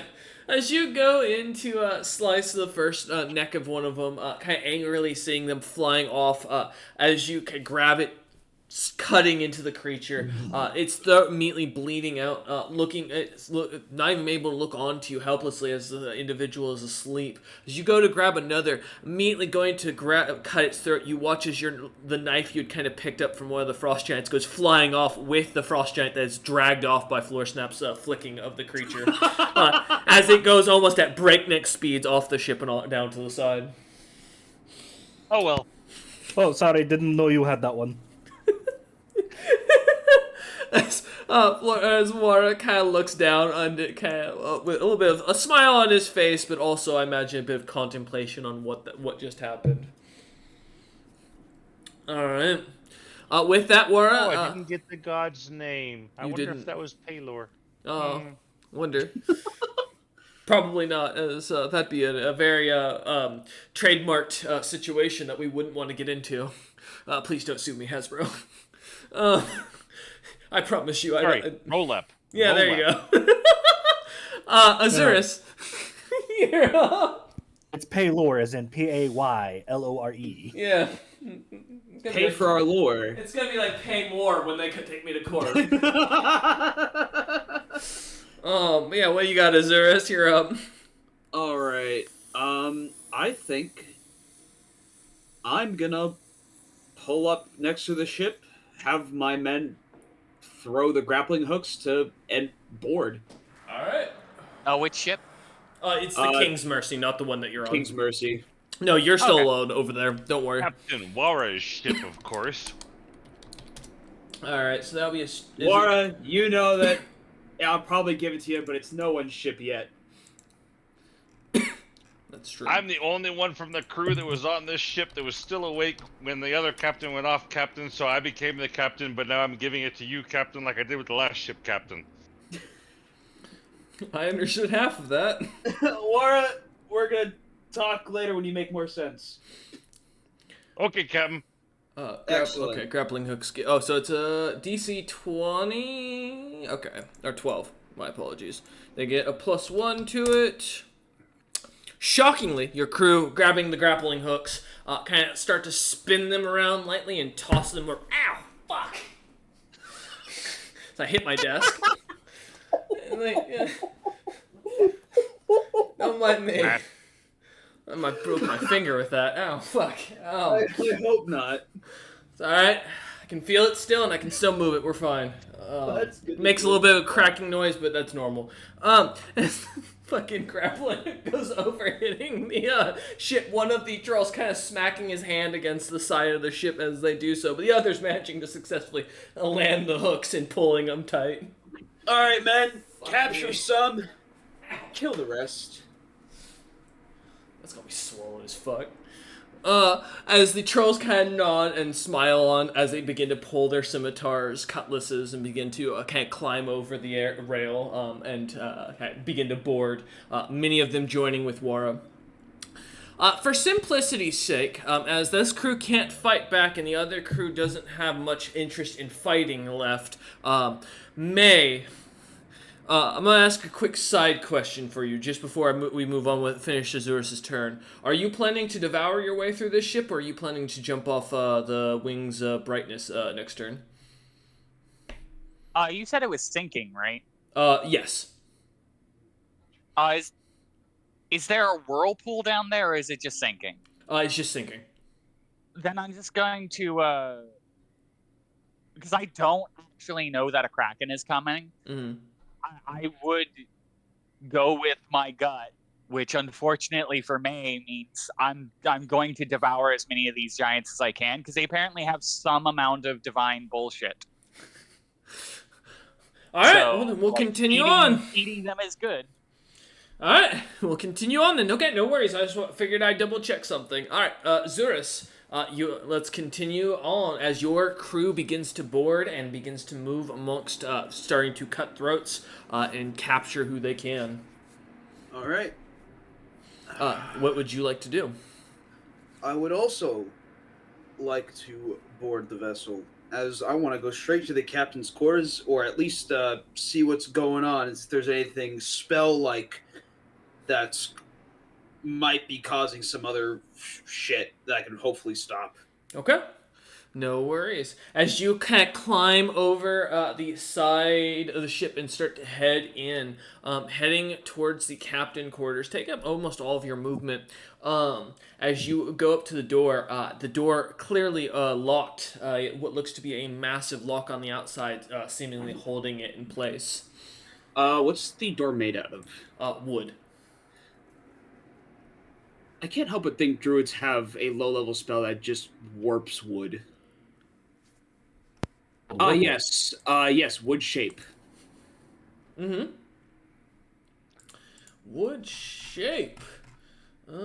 Give me. Oh, and there's also warp wood. Same bends wood, shaft, handle, door, plank. Yeah, warp wood's probably the better one to use here. Okay. I was like, there is a Look, spell that warps wood. I have my list. I saw wood shape. I look right above it. Oh, there's warp wood. Oh, right. Let's see. Does it say anything specific that needs to be rolled? Warp door springs open or becomes stuck, requiring a strength check to open at your option. Okay. It is a door. So keeping that in mind, it will still take. Oh, okay. I see what. Okay, never mind. I see what the spell says. Okay. Give me. Does it?